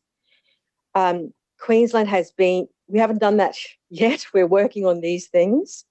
But Queensland has been somewhat of a focus of the first two hearings on education. And commissioners will recall that even in the opening in Townsville 2 Octobers ago, a reason for starting with Queensland was that they had commenced their journey in respect to inclusive education after the Deloitte review. So I just wanted to make it clear that it's not that we have looked at the other jurisdictions and found no problems. We've not done that yet. And I also want to reiterate what I have said on other occasions, which is that we will be moving to the other states and territories in our work. They will not be disregarded. They will not be ignored. We will be doing work with respect to the other states and territories. Preparatory work in that respect has commenced long ago within the Commission and is continuing to occur. So we will be going south and we will be going west. Now, another submission that the State of Queensland make is that a fundamental issue arises, such as whether or not reported or substantiated complaints are sought to be included. And the proposition is put that the submitted for recommendation would not contextualise challenging behaviour by children who, as a result of the disability, may be both a complainant and respondent to complaints of bullying. We submit these aren't insuperable obstacles. Further, there's circumstances where a student is both a complainant and a respondent to a complaint of bullying, which has some connection with their disability, is information which presumably that educational departments will want to have and analyse and use in informing its further work with respect to identifying and addressing causes of bullying and of factors which might cause or contribute to a student with disability acting out in a bullying way towards others, and to factors as to influencing whether or not that student with disability is truly getting access to an inclusive education.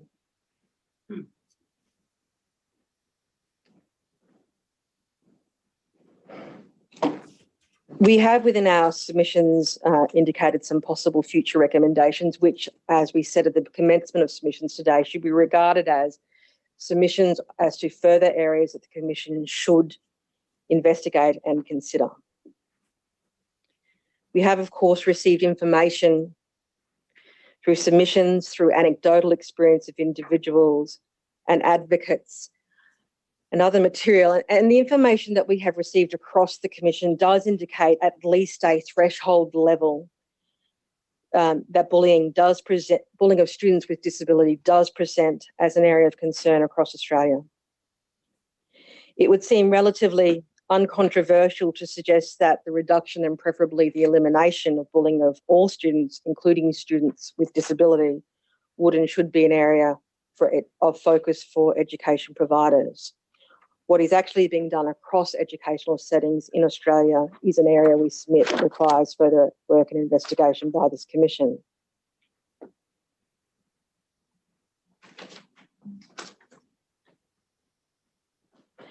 In the possible future recommendations that we've set out in our submissions, which, as I say, are areas of further investigation and consideration, the ultimate objective underpinning those suggestions is the prevention of any act of bullying towards students with disability. To that end, we seek a realisation of Quaden Bale's hope. May video V5 be played, please.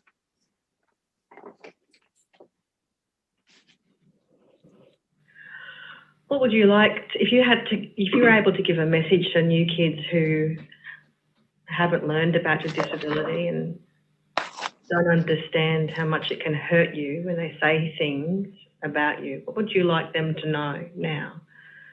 What's the message you'd like to give to them? Just don't be rude to kids that have disabilities. And just be kind and be nice.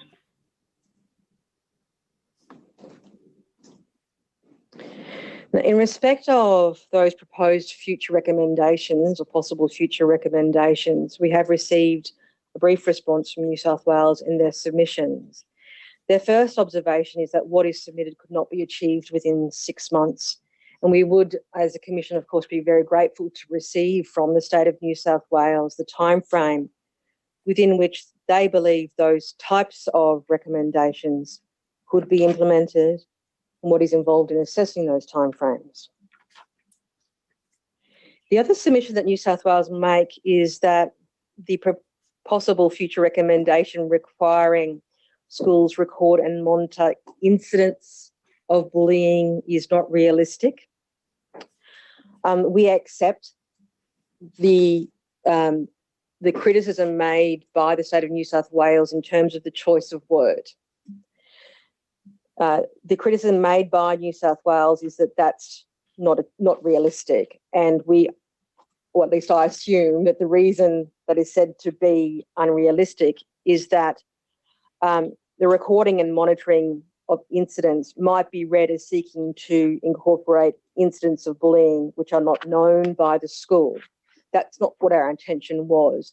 Now, you would have seen in the fact sheet that the data recording requirement is to allegations of bullying, and that is certainly what we intended to convey by the reporting and monitoring. We provide that clarification now. And I move briefly to two further topics before passing to Mr. Power. The first is the topic of complaint handling and other processes, which has been dealt with at some length in our written submissions. There can be no doubt that it is a particularly stressful circumstance for a parent or a carer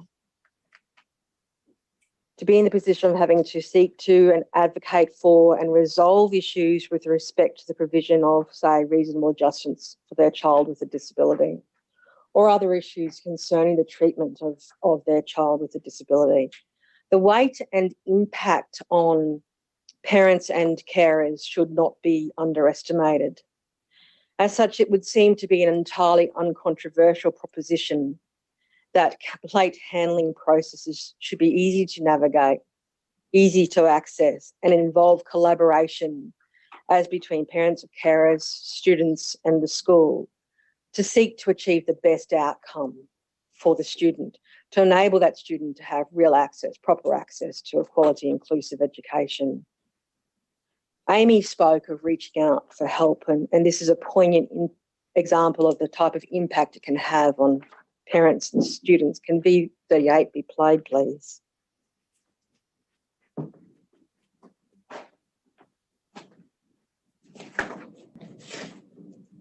Oh, that's exactly it. You're reaching out for help and begging someone to help and look at it and support, and you get referred back to the situation that you're in already. So we'd already been through those processes. We'd already had those discussions. We'd hit a brick wall. We were looking for independent guidance and support.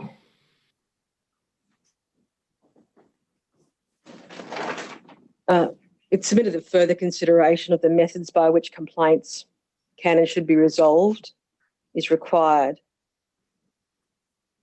particularly to find the best way, which is sufficiently independent, culturally safe, culturally competent, person-centred, trauma-informed, and underpinned by the goal of ensuring a safe and inclusive education, and an approach which avoids or minimises the resort to litigation, which is costly, timely, stressful, is an important consideration to be considered in this respect. Dr. Mellifont, shouldn't that need for independent guidance and support be recognised even long before there's a complaint, to obviate the need for complaints right from the beginning of the child going into the education system, so that parents aren't under such intense pressure to fight and advocate for their children, with the inevitable distress that the parent as well as the child experiences? Absolutely, Commissioner. As we hear across areas of this Royal Commission, we keep hearing about the importance of early intervention and support. And I think your question, Commissioner, is directly to that point, is that support must be provided from a very early stage so that you don't get to the stage of having to have complaints. I then turn to the topic of principal discretion and accountability. And once again, this is dealt with at some length in our written submissions. The evidence we heard, particularly with respect to Queensland, as it was a focus of the hearing, demonstrates the significant amount of discretion that principals have with respect to the education of students with disability, including as to the implementation of adjustments, allocating funding and other resources, student disciplinary absences, and the enrolments of students at a school and conditions of enrolment. Now, we've heard on the one hand that this has resulted in a considerable burden on principals to have a sophisticated understanding of legislation and policy at both national and state level. And on the other hand, that school autonomy may also mean that experienced principals may engage in tactical rule bending in order to pursue their own vision and agenda. Now, clearly and hopefully, most principals simply don't fall within that category. And we don't for one moment underestimate the burden that is placed on principals in discharging their functions with respect to all students. However, it is clear that with responsibility must come accountability, not only to identify if there's any intentional bending of the rules, but also to identify whether there's a lack of understanding of the rules leading to outcomes which adversely affect students with disability. The Commission did hear evidence that there are concerns that accountability mechanisms for decisions that principals make are insufficient. And this is a further area for investigation of this Commission. We've also taken into account that the alternative to autonomy at a school level is decision-making at a higher, more centralised stage, and that in itself can bring its own difficulties, including less knowledge and understanding of the particular needs of a student and what's likely to work in a particular school environment. We recognise the tension in considering the ongoing role for the discretions we have spoken of, but it seems clear that greater accountability measures are required, and as we've just submitted, this is an area we consider the Commission has further work to do in respect of. May I hand now to Mr Power, please? Thank you, Dr. Mellifont. Yes, Mr. Power. Commissioners, I want to commence with the opportunity presented by the implementation of the 2020 review of the Disability Standards for Education. Dr. Mellifont QC spoke earlier regarding that 2020 review of the DSE. The DSE is subordinate legislation which sets minimum standards for the implementation of the responsibilities that education providers have under the Disability Discrimination Act 1992. The submissions I'm going to make are intended to supplement Dr. Mellifont's observations. The Commonwealth Department of Education, Skills and Employment issued a summary document in relation to the final report. It relevantly indicated that the Commonwealth would work with the state and territory governments to do the following 4 things.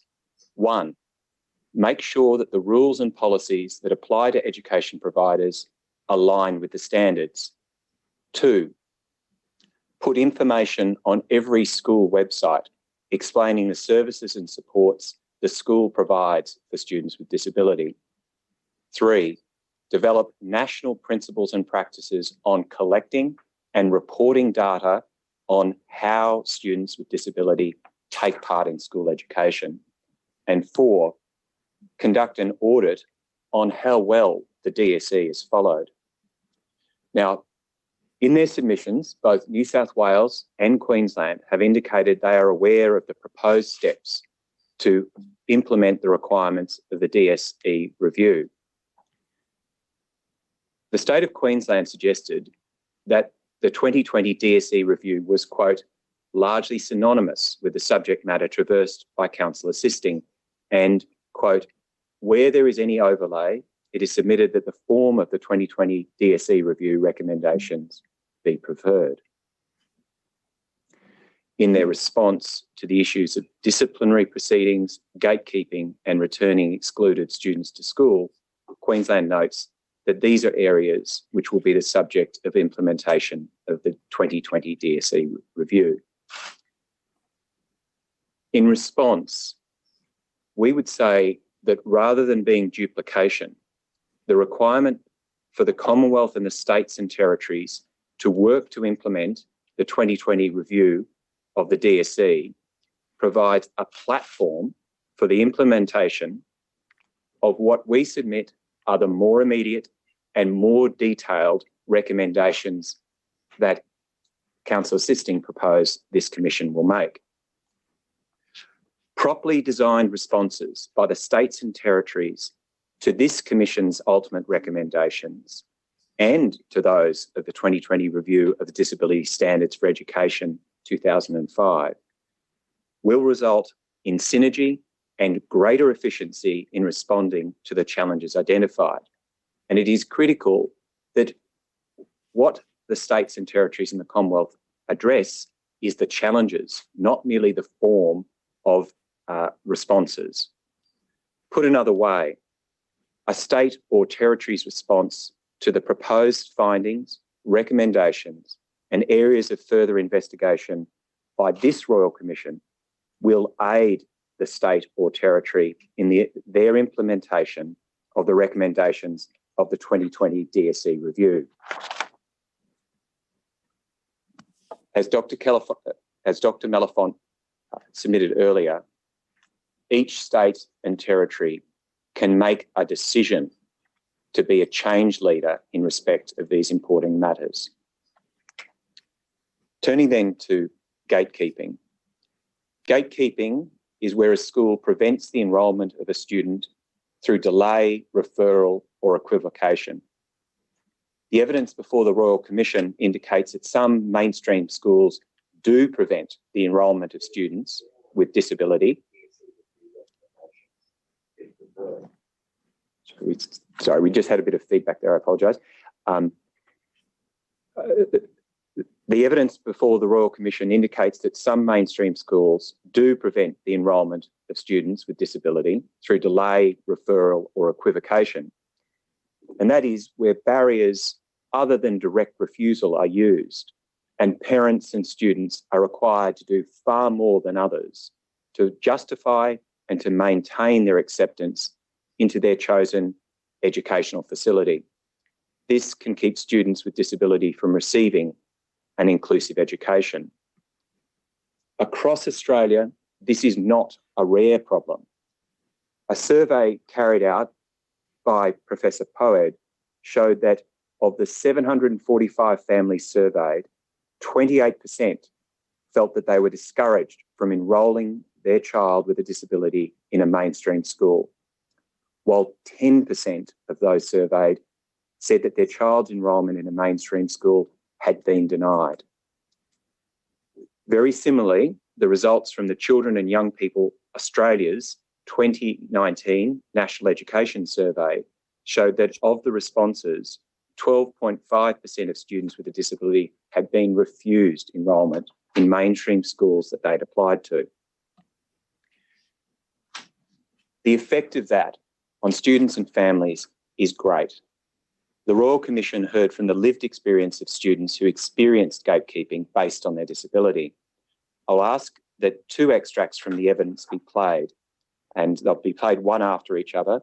The first is from the student with disability, Maria Shankar, and the second is the perspective of a parent of a student with disability, that is Sharon, the mother of Jack. So I'll ask that video 22 be played, followed by video 23. Now, how did you come to be attending Slacks Creek State School? It came on recommendation from to my family from autism support networks in Victoria. However, this was not the first school we applied to or wished me to attend. My father is a Lutheran pastor, that's minister of religion, and his first choice was that I attend a Lutheran religious school. Several schools were tentative about accepting a new student until they learned my father was a minister of their specific religious denomination, which point they said they would be thrilled and it would be an honour. I'm paraphrasing. I don't know if they said that. Then they learned that I had special needs. They said, no, we can't accept her. They stated they had already hit their quota or they didn't have enough funding, and I was utterly rejected. Thus, I went to Slacks Creek State School. Leslie, really just amazing, because she did this kind of out of her scope because she dealt with the primary schools. She was just so involved with helping us with Jack and supporting us with Jack. So she suggested schools. I did ring a lot of the private schools thinking that may be a better option. They all told me they don't take children like my son.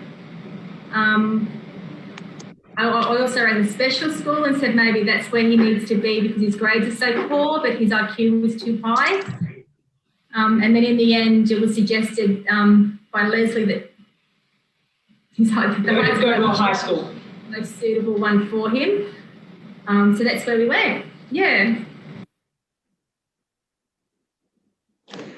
In both of those cases, the rejections came from private schools or from a special school.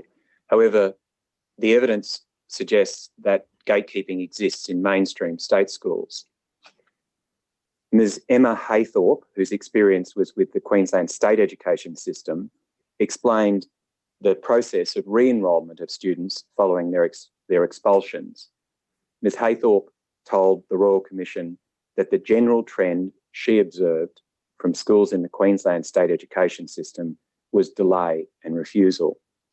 She also said that there were occasions where a student's enrolment was accepted only on a conditional basis, such as if a different student was enrolled at another school. And Ms. Haythorpe told the Royal Commission, "I can recall occasions when a principal would say that the student should try and look at another school first, or that they would take student X only if another school took student Y. As a result, there were many students who languished without access to education while schools were avoiding scheduling an interview with parents." Mr. Lassig of the Queensland Department of Education gave evidence at the hearing. He said that he was not aware of these methods being used in his group of schools, but he acknowledged that having heard the evidence about informal methods of preventing enrolment, that it was a matter of concern and something that the Queensland State Education Department needed to look at very carefully. The efforts of the Royal Commission to analyse the extent of gatekeeping practices, part-time attendance and informal absences from school is made more difficult by the lack of public data maintained in an accessible form in respect of these issues. The accessibility and the public data is an area for further investigation and consideration by this Commission, including the extent to which this data is collected, where it is held, and whether it can be made available. However, given that there have been consistent reports from parents and students of gatekeeping practices in surveys to advocacy groups and to prior inquiries, such as the Australian Senate inquiry, there is evidence that gatekeeping practices are used and that they are a barrier to students accessing a safe, quality and inclusive education.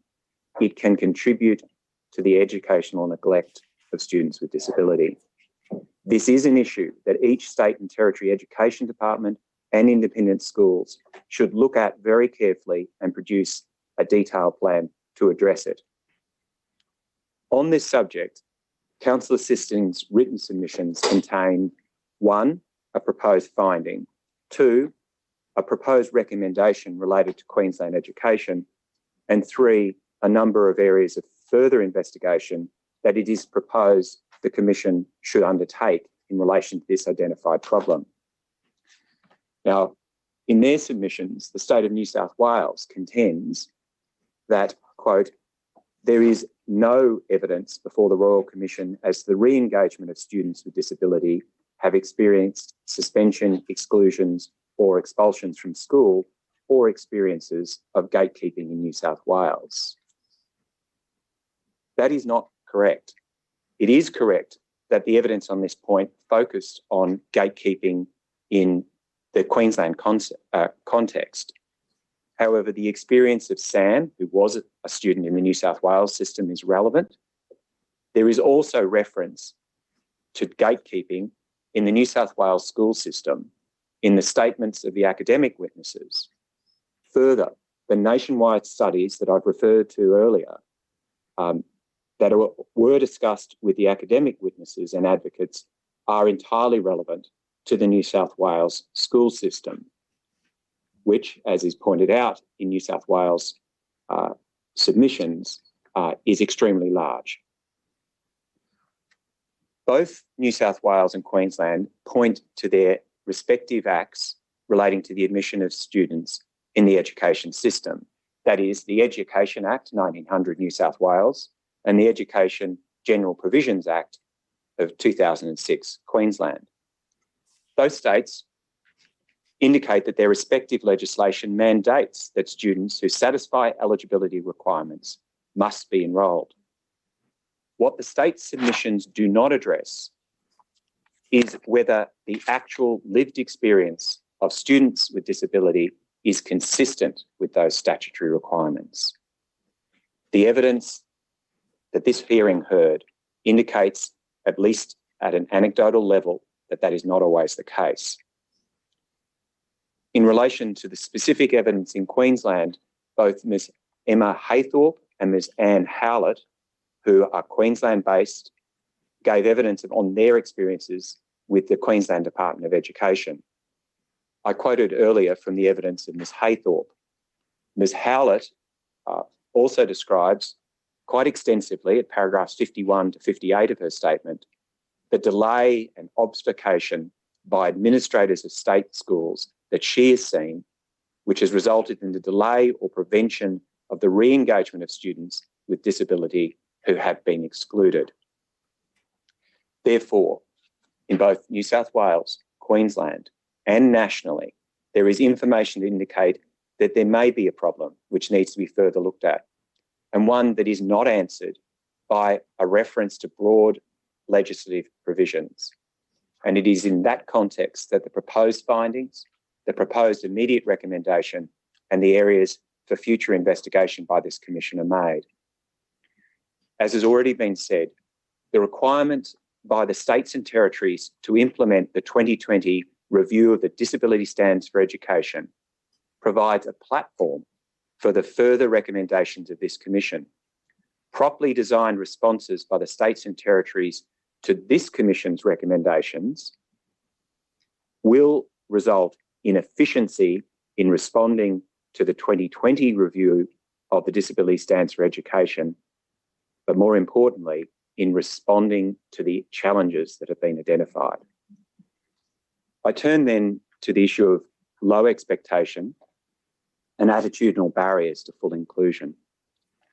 Low expectation of students with disability presents as an attitudinal barrier to full inclusion.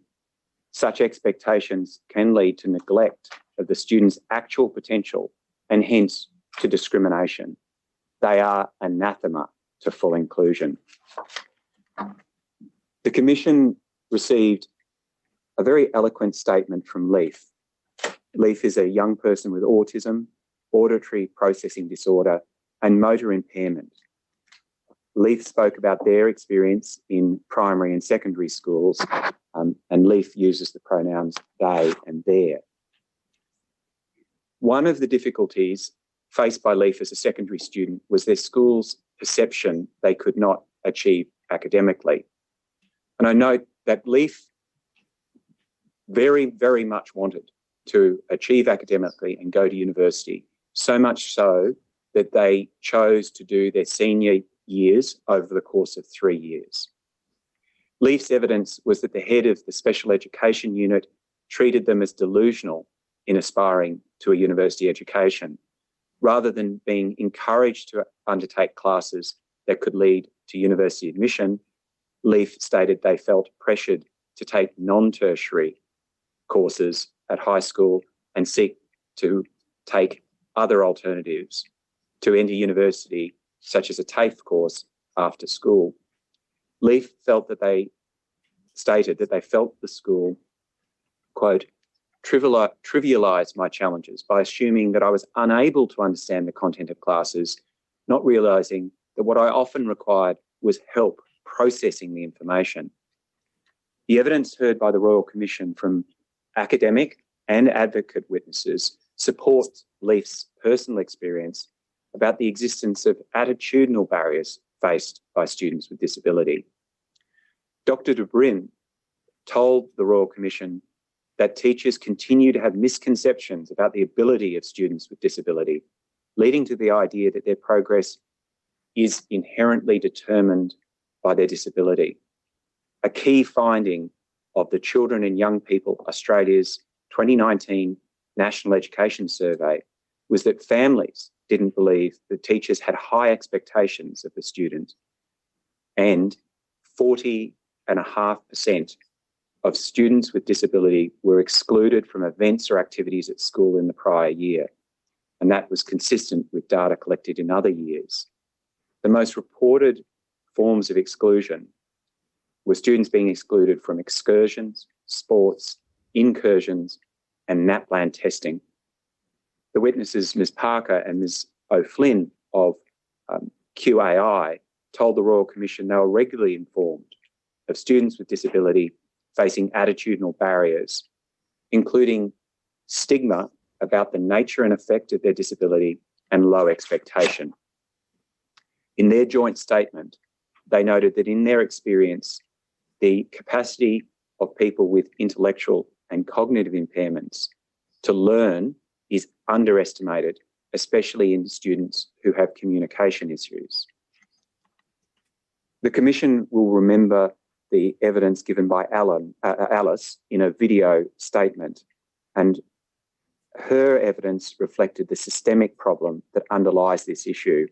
And I'll ask that a video from Alice, video V30, be played. What I am trying to get across, however, is that clearly with the system as it currently is, it is wrong to call the disability education sector truly inclusive. We're all still, as one homogenous group, held back by the one-size-fits-all ideology. That is, we all have the same abilities and interests. It is this approach that's being perpetuated in our schools and our workplaces. This is the approach that we need to dismantle if we truly want to call our education inclusive. Still, this style of inequality is far less when compared to the blatant injustice that many of us still experience even before school starts, the struggle that is the process of enrolment. It was shown in a Senate inquiry completed in 2016 that many schools refuse or softly try to turn away students with disabilities on the grounds that they cannot provide the student appropriate education because of their special needs or any challenges that might occur with that student. My own parents had to put forward a case to justify my so-called mainstream primary school enrolment, but it can't stop getting your name on a roll and someone to help you out in class.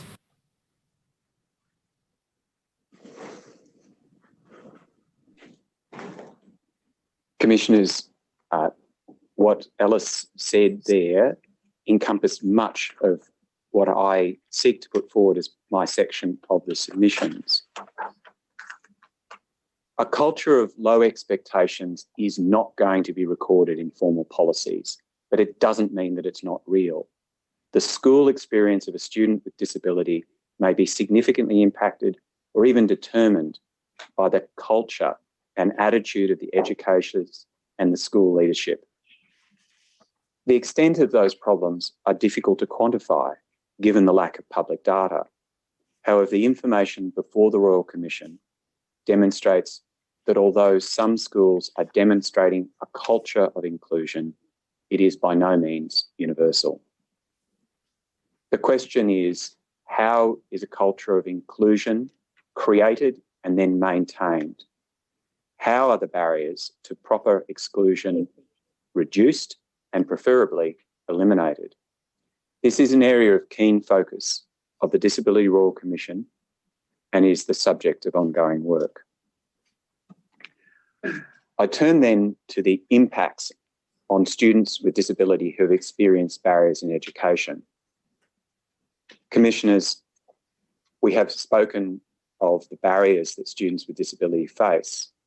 However, Public Hearing 7 was more than about describing the barriers that students with disability face in obtaining a safe, quality and inclusive education.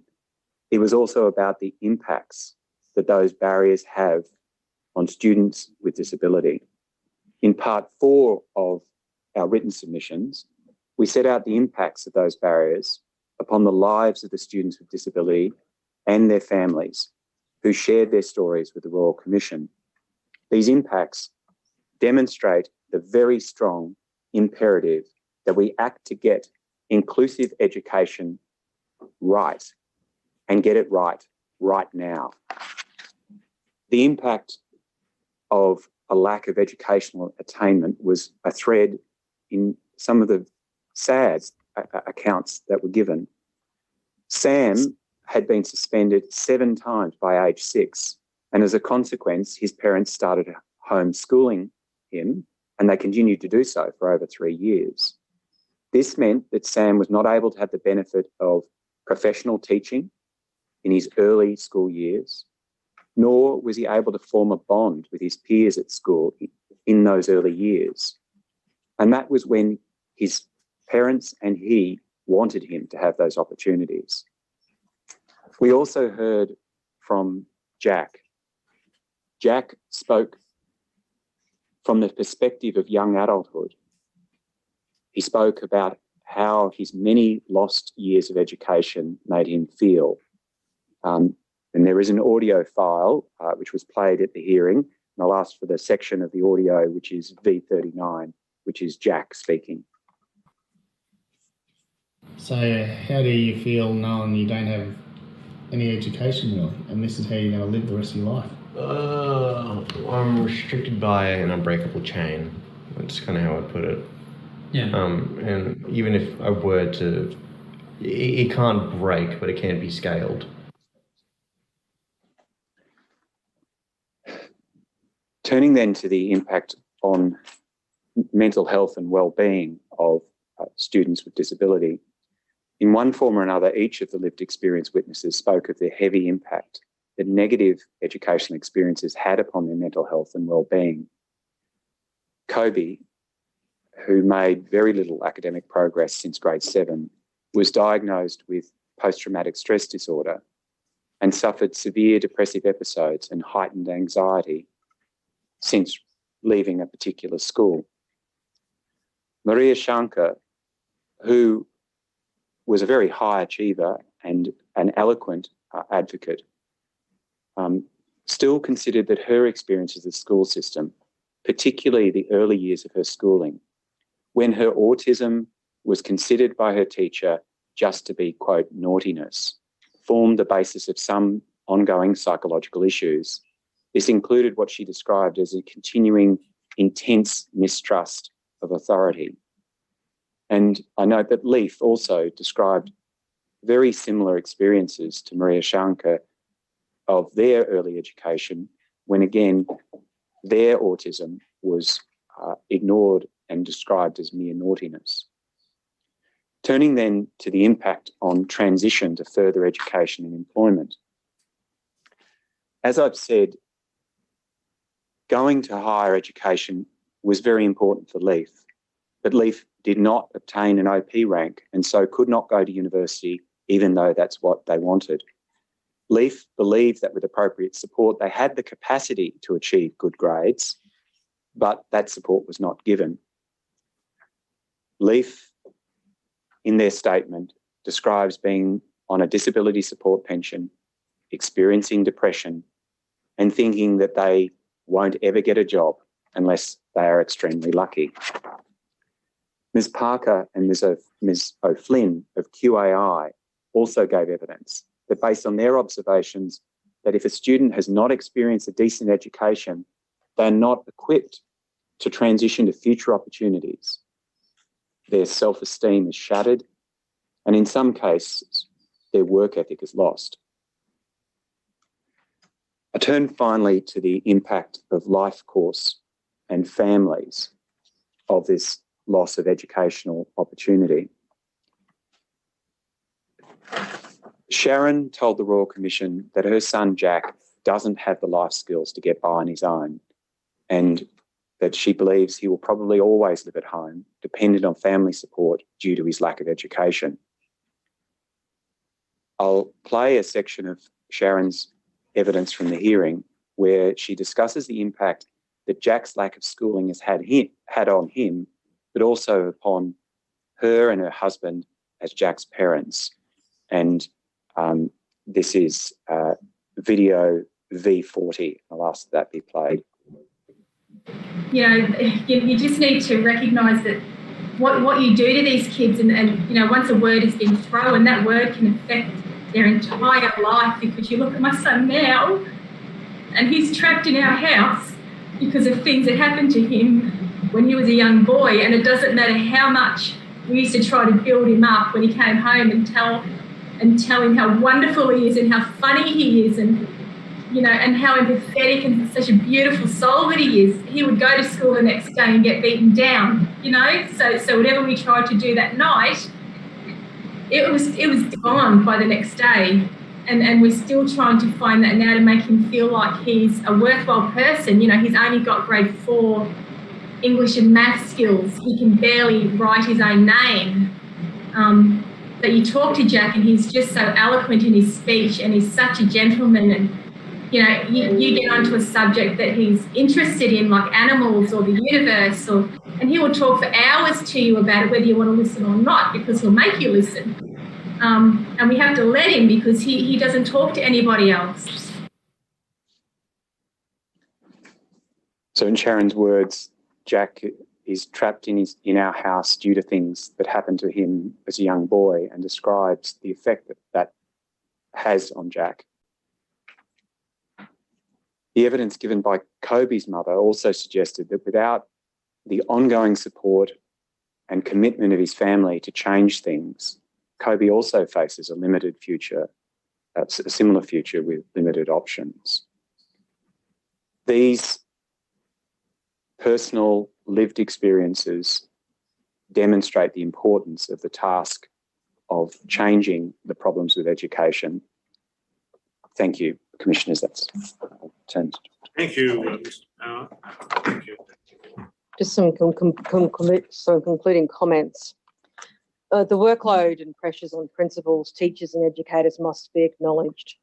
So too must the considerable efforts of many teachers, educators and principals who go above and beyond to provide a good learning experience for their students, including students with disability. The systems must be as good as they can be to support educators to ensure that all students with disability receive access to a quality inclusive education. They must be as good as they possibly can be to determine and to discern where there are problems, where there are failings, and where some teachers, educators or principals aren't seeking to do what needs to be done in order to meet the educational needs of students with disability. It is clear that while some inroads are being made by some states in respect of the goal of inclusive education, there is considerable further work to be done, and this will continue to be a focus of the Disability Royal Commission. Commissioners, they are the submissions of counsel assisting. We are in your hands as to whether you wish a short break or just continue straight into submissions by the state of Queensland and then New South Wales, or the other way around. Chair, we're obviously in your hands about that. No, I think it will continue for the moment, and perhaps the appropriate course is to ask Ms. Vaness to give any or make any further submissions in addition to the written submissions to New South Wales, and that would be an opportunity. Camera's turned off. Ask any questions. Turn it on. Thank you, Chair. I propose only to make brief submissions in reply, and if there are any matters that any of the commissioners or you, Chair, wish to be addressed in more detail, they can be taken on notice. So my brief key submission is that the state submits that the complexities of the environment at the school and Sam's challenging behaviours have not been adequately addressed in the evidence or in counsel assisting submissions to permit a finding of neglect in respect of Sam's education. We submit that when all of the evidence, that is not just limited to that referred to by counsel assisting, is taken into account along with the definition adopted of neglect, it is not available that a finding of neglect be made. The counsel assisting submissions say that the meaning of neglect is informed by Dr. De Bruin, and if I can quote from paragraph 35 of her statement, she says, on this basis, I suggest that either at a systemic level or at a school level, a failure to facilitate the education of children with disabilities in conjunction with reasonable accommodations consistent with the goal of full inclusion, might be considered to constitute both discrimination and also neglect. I emphasise the word suggest and might. Now, counsel assisting said this morning that whether or not reasonable adjustments were made in relation to Sam were not considered by the Royal Commission. In our submission, fundamental to a finding of neglect would be that reasonable adjustments were not made. Can I then deal with the submission that there has been a lack of engagement in counsel assisting's submissions with the complexities concerning the behaviours of Sam? Firstly, the counsel assisting submissions contain very little detail of those behaviours, which is precisely why they were set out in detail in our submissions, not to emphasise that this was the main issue, but to deal with what we say was a deficiency in counsel assisting submissions. Secondly, Mr. Potter gave evidence, and this is at transcript 173, in my experience as a principal and working with students with disability, I have never come across a person with as complex behaviours as this young man. Now, that statement was not taken up with him, but in our submission, that's a very significant statement by a man of considerable experience, and that complexity hasn't been in our submission dealt with. There was reference in our submission to escalation of Sam's behaviour, and it was suggested that there was no evidence of that. Can I merely support to reference the report of Dr. Sturgeon, 20th of June 2016, where he spoke in terms of an escalation of behaviour. Can I then turn to the legal obligations?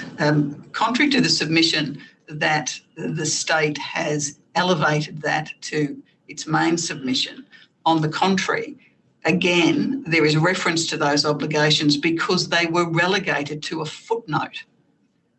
And in our submissions, it must be taken into account that the state and the schools have legal obligations in respect of staff, other children, Sam, and the school generally, and those legal obligations belong in the report and not in a footnote. Can I then turn to the adjustments which were made and about which there was evidence which didn't appear in the counsel assisting submissions and we submit should be reflected in the report. And all of this material comes from Mr. Potter's statement. There was a full-time support learning officer to support his transition from preschool to kindergarten, that he received the highest annual allocation of funding of the 8 students with autism at the school, that the principal decided that there should be only one other child who needed adjustments in the class because of Sam's high need in year 1. And there was a deal of reference to gates having been installed to deal with what his mother referred to as one of the issues, which was absconding. So they are a deal of adjustments that were indeed made and in our submission should be reflected. We reject the submission by counsel assisting that we are ranking. There's no evidence to support that. There's nothing in our submissions. We are saying this is complex. You have to deal with the complexity of it. You've got to look at how the behaviour worked with the rest of the school, and you've got to look at the obligations. It's not a simple matter of saying one trumps the other. It's about managing an understanding of the complexities. It's not simple. Can I then turn to the use of the word aggressive? We don't accept that that necessarily involves intent, but perhaps more significantly, it's language that was used both by Sam's mother and by Dr. Sturgeon. It was used by Amy in her letter to the Minister of the 21st of October 2016, referring to her son's behaviour as aggressive. It was also used by Dr. Sturgeon in his report dated the 29th of January 2014.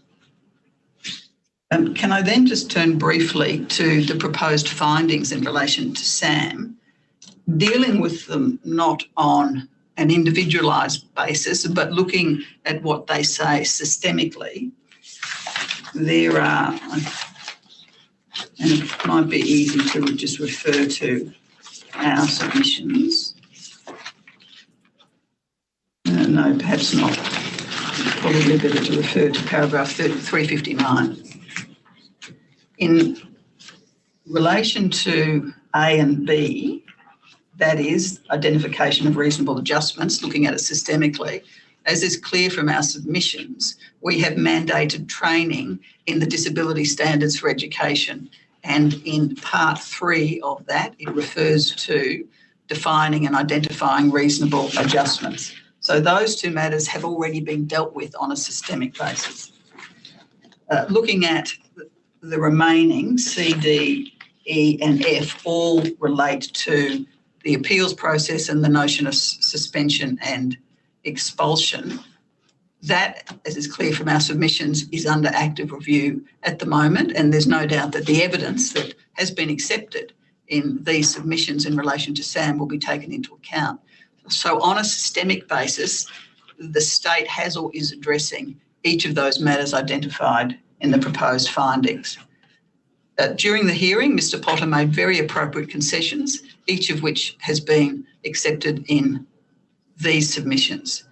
Finally, it cannot be said that the state has in its submissions in any way resolved from his evidence or the need for work to be done. And as we submit, that systemic work is well underway. So they are my additional oral submissions. Thank you very much, Ms Finesse. I will ask first Commissioner Mason whether she has any questions to put to you. Commissioner Mason online. Yes, thank you, Chair. I do have three questions that I would like to ask. State of New South Wales. So question one is, given since 2014, the Commonwealth's remote school attendance strategy for First Nations students has been an area of major investment because of significant concerns for these emerging leaders in Australia. And I was keen to see information in your state submission on what it is currently doing and potentially will be doing in relation to First Nations students with disability in regards to suspensions, exclusions and expulsions.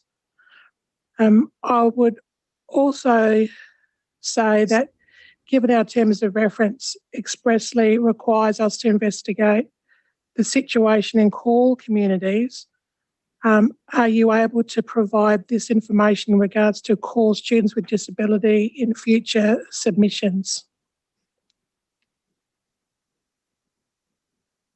Shall I go to the next question? I think we perhaps might ask Ms Finesse if she wishes to respond to that question so that we deal with one at a time. Certainly. Sorry, I did respond, but perhaps we were muted. We'll have to take that on notice. Thank you. Secondly, given the disability, there seems to be some feedback that I'm getting from another location. Given the Disability Standards for Education 2005 undertaken in 2020 by the Australian Department of Education, Skills and Employment, I had a focus on the experiences of Aboriginal and Torres Strait Islander students and their families. I had hoped your state submission would have taken the opportunity to provide information on what it is leading in regards to First Nations students with disability, even in general terms. Are you prepared to provide this information in future submissions?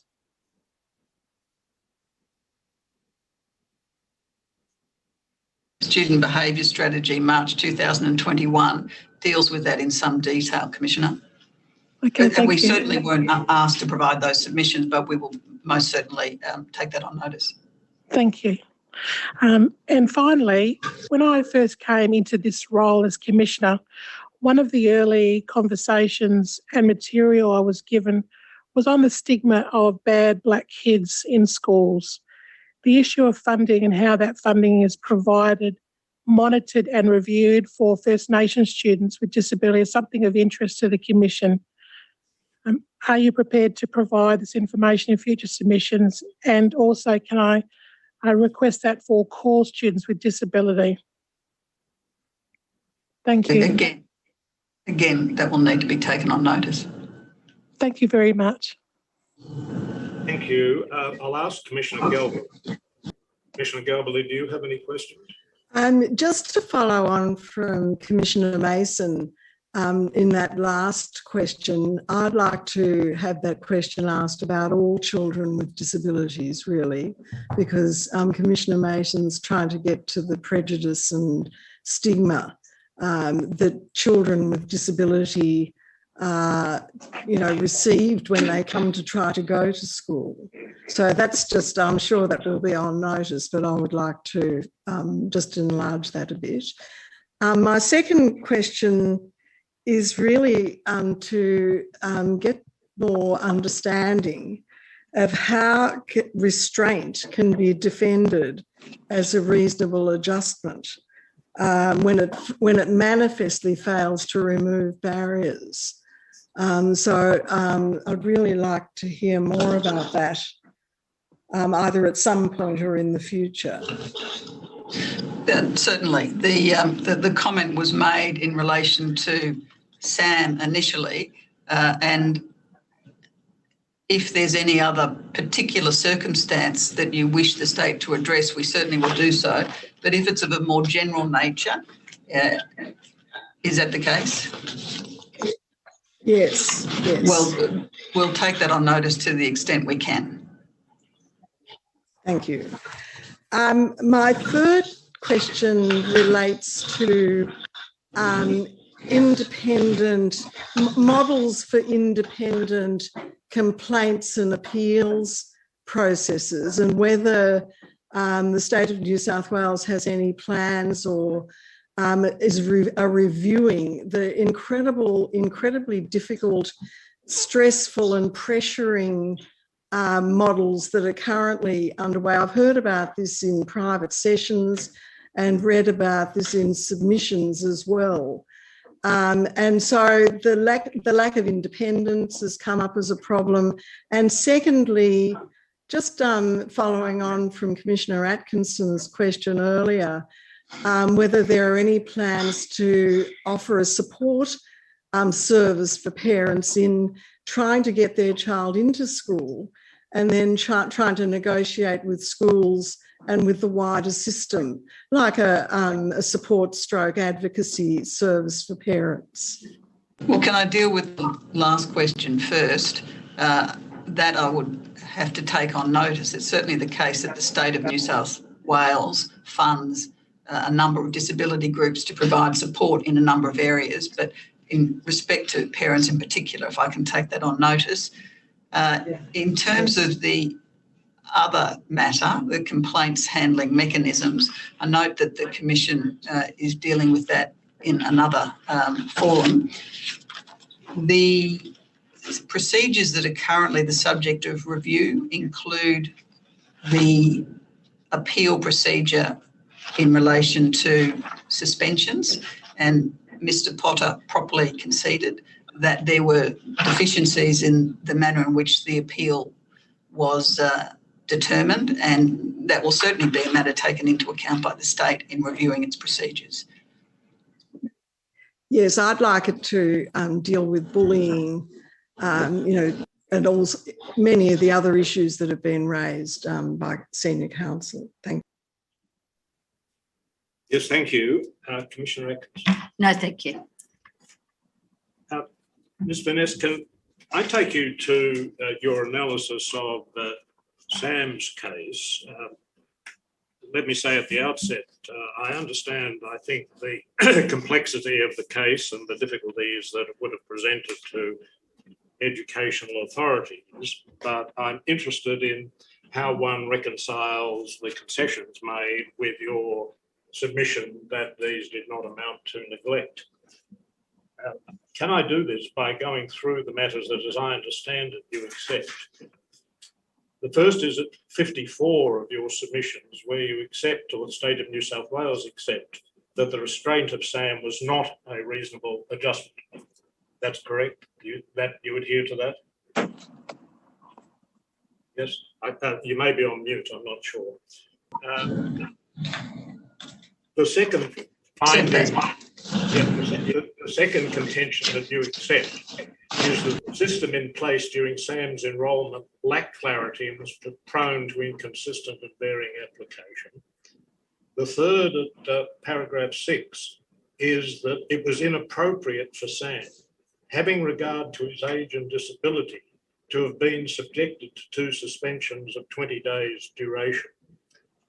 At paragraph 62, you accept that there were defects in the process followed by the department in the appeal.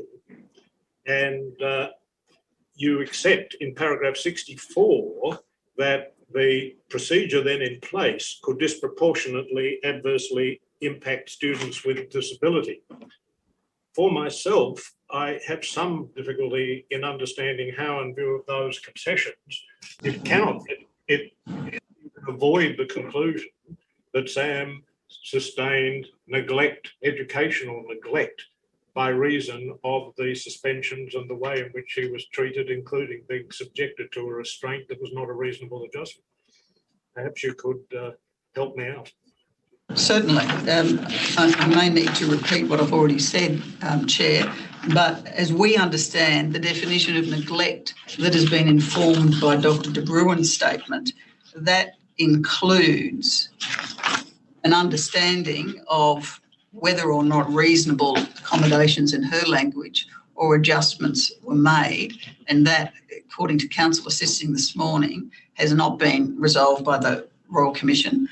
But you've conceded that there was not a reasonable adjustment by the application of restraint. On that occasion, that's correct, Chair. Well, I'm not sure that your submission answers that aspect of it. If a child aged 5, I'm not sure whether Sam was 5 or 6 at the time, is subject to restraint, which is not a reasonable adjustment and was not an appropriate application in effect with force. I find it a bit difficult to conclude that you need to go further as far as reasonable adjustments are concerned, given that treatment. Well, our submissions are that that alone is not sufficient for neglect in circumstances where other reasonable adjustments which were made have not been taken into account, and there's not been any finding in relation to reasonable adjustments as a whole. The state accepts... I'm sorry, can we pause there? Let's assume that there were some other adjustments that be characterised as reasonable. Once you accept that the way in which suspension was applied, the way in which the appeal procedures failed, I'm still having difficulty understanding how, even on the assumption of other reasonable adjustments, this did not constitute neglect. The end result must be, mustn't it, that Sam was denied educational opportunities improperly. Definition, with respect, Chair, that the Royal Commission's adopted on the basis of its being informed by Dr. Bruin, who's only suggesting that something might be considered, and according to her evidence, in conjunction with reasonable accommodations consistent with the goal of full inclusion. There's no doubt, and it's been conceded by Mr. Potter, and it's certainly accepted in the submissions, that the restraint, or the reference to restraint as a reasonable adjustment, should not have been made. But that does not constitute neglect in our submissions. And for the reasons I gave earlier in relation to a number of matters of complexities. In our submission, all of that should be taken into account. Yes. All of those matters should be taken into account. The issue of Sam School inappropriately identifying restraint as a reasonable adjustment does not alone, in our submission, constitute neglect. One has to consider the complexities of all of the evidence, and on our analysis, we say a finding of neglect should not be made. I should make it clear that I don't think I've suggested that the restraint of itself constituted neglect. What I'm suggesting is the denial of educational opportunities to Sam by a process that on the concessions made on behalf of New South Wales appear to have been manifestly flawed, that constituted the neglect. But anyway, I think I understand you, and I think you understand me. So perhaps we can move on. Can I ask you, please, about the mandating that all school leaders must complete training? This is something that is stated in paragraphs 15 to 17 of your submissions, and I think you repeated it in your oral submissions. This may be something where my understanding is deficient, but how has the department mandated this training? Do we find that in the evidence in detail? I understand it's in the inclusive education statement that was released after the hearing completed in March 2021, and others might well be able to find where that is said, but that's my understanding of where it comes from. Well, perhaps that might also be clarified in due course. Certainly. Yeah, and I would also be interested to know how, if it is a mandatory requirement, how it is enforced, and whether the training is intended to be a substitute for a revision of the procedures to provide express guidance to decision makers as contemplated in the DSE. So perhaps both of those matters might be considered, and you could let us know just what the position is. Thank you. Certainly. Thank you.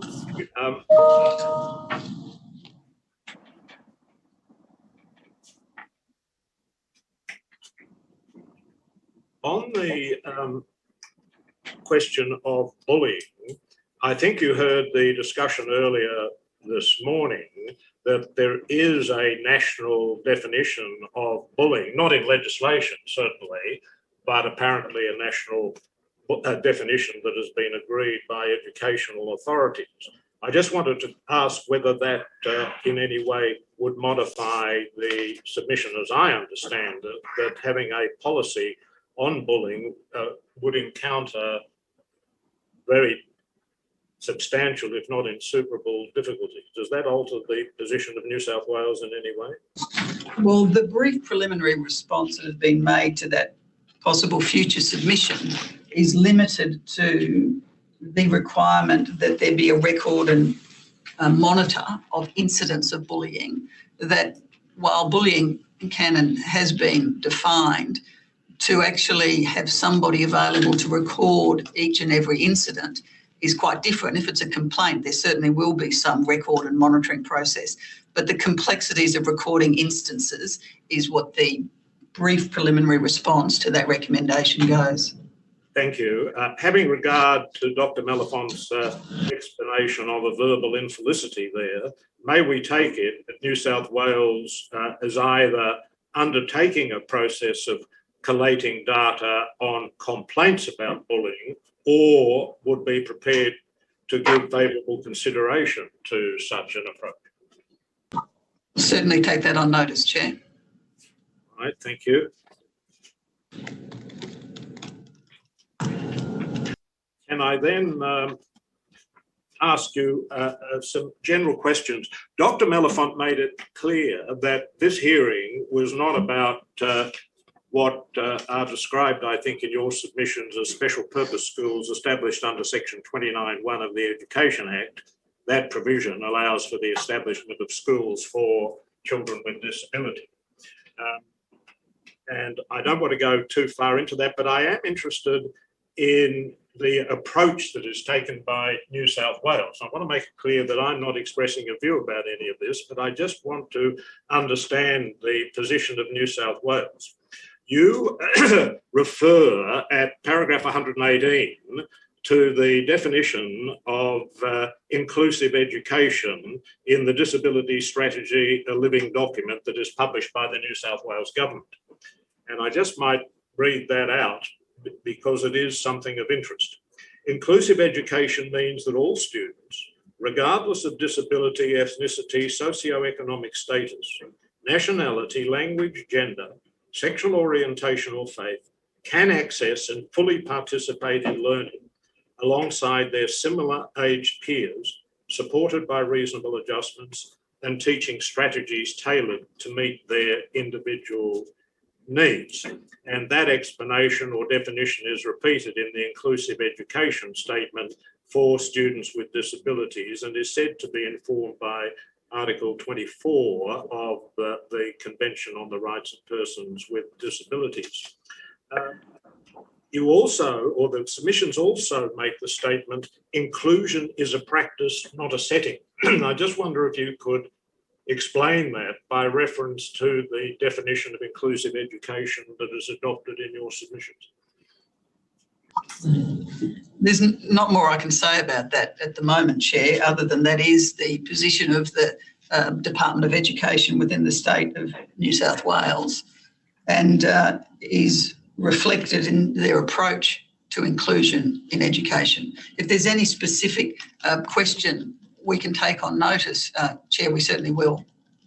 I just wanted to know what that statement actually meant because I don't understand it. But perhaps somebody could take that on notice and expand it. It may be related to the next inquiry, which is a broad one, and you may want to take it for further consideration. I wonder how the definition of inclusive education is seen by the state of New South Wales, the definition I've read out, as consistent with what appears to have been an expansion of schools for special purposes established under Section 29(1) of the Education Act. I would just be interested in how New South Wales explains or supports the definition of inclusive education with the role that is played by special purpose schools. So perhaps that is also something that might be taken under consideration as it may become relevant to other issues that the Royal Commission is going to investigate. Certainly. All right, thank you. And I think there's just one more point. You mentioned, I think, that the procedure that was applied in Sam's case is under review. I think you say that at paragraph 73. Are you able to help us with how far that review has gone? I'm sorry, you seem to be on mute again. As I understand it, at your end, you're muting us, and it's a question of when we can unmute ourselves. Not me. I was speaking generally, Chair. I'll have to take that on notice. I have no instructions as to that. All right, okay. Thank you. Perhaps there's one other general point I might ask you about, and I'll ask also Ms. McMillan about this. The proposed immediate recommendations and possible future recommendations in council assisting submissions are framed as recommendations that are directed to somebody. They may be directed to New South Wales or Queensland or occasionally to others. You and Queensland, both New South Wales and Queensland, have raised the legitimate point of how does the Royal Commission's inquiries mesh with all the other things that are happening in the sphere of education for children with disability, including the disability standards that were the subject of the review in 2020. The Royal Commission faces the difficulty that there are, after all, 8 jurisdictions in Australia, 6 states, 2 territories. I know that Dr. Mellifont indicated that further work will be done, and that is undoubtedly true. But it's equally true that no matter how long this Royal Commission goes, it will not be possible to hold exhaustive hearings into the practices of each and every jurisdiction. So we will have to find other ways to investigate some of these matters. I'm wondering whether some thought could be given by not only New South Wales and Queensland, but if we ask others as well, to a cooperative approach at this, where there is a coordinated effort to look at the issues that have been identified, where the states can cooperate with each other and us during the life of the Commission to address the issues that have been identified. I'm not asking you to obviously answer that now, but I would like you to take that away and get some instructions on it and come back, because it does seem that is at least an alternative possibility to the Commission simply making recommendations directed to states, some of which may not be altogether enthusiastic about implementing them in the short term. So that's something I would be grateful if you could get some instructions on and in due course come back to us. Is that a feasible proposition? Certainly. The time frame might be interesting. Time frames are always interesting, Ms. Venus. I've had a particular interest in one. Sorry, if I could just add to that, if one of the things that you could consider, Ms. Furness and Ms. McMillan, when it comes to your turn, in that kind of approach is the matter I mentioned earlier, that inevitably there seems to be great tension and therefore distress caused to families by their interaction, the interaction of families with the child with disability and the education system. And if thought could be given to strategies that would reduce the unnecessary antagonism of that relationship, where individual parents find themselves having to fight a system that they don't understand and that appears hostile to them. And if you could add to the thoughts about the future, the ways in which that kind of relationship could be repaired across the board, because in the Commission we see it time and time and time again. We saw examples of it in the last hearing. We see examples of it constantly in private sessions. So it's a huge issue that needs to be considered. It's not a question, it's a request that you consider that as well. Thank you. That will certainly be considered. Thank you, Ms. Furness. Is there anything in the light of the questions asked that you want to say in addition? The only matter in addition is timing. There are a lot of matters to take on board, and perhaps we need to discuss with Council assisting the timing of responding to these questions. I'm sure that Dr. Mellifont would be happy to engage in that discussion. Thank you, Ms. Furness. Now, we have two alternatives. One is to stop now for lunch. The other alternative is to press ahead, because we have Ms. McMillan's submissions to deal with.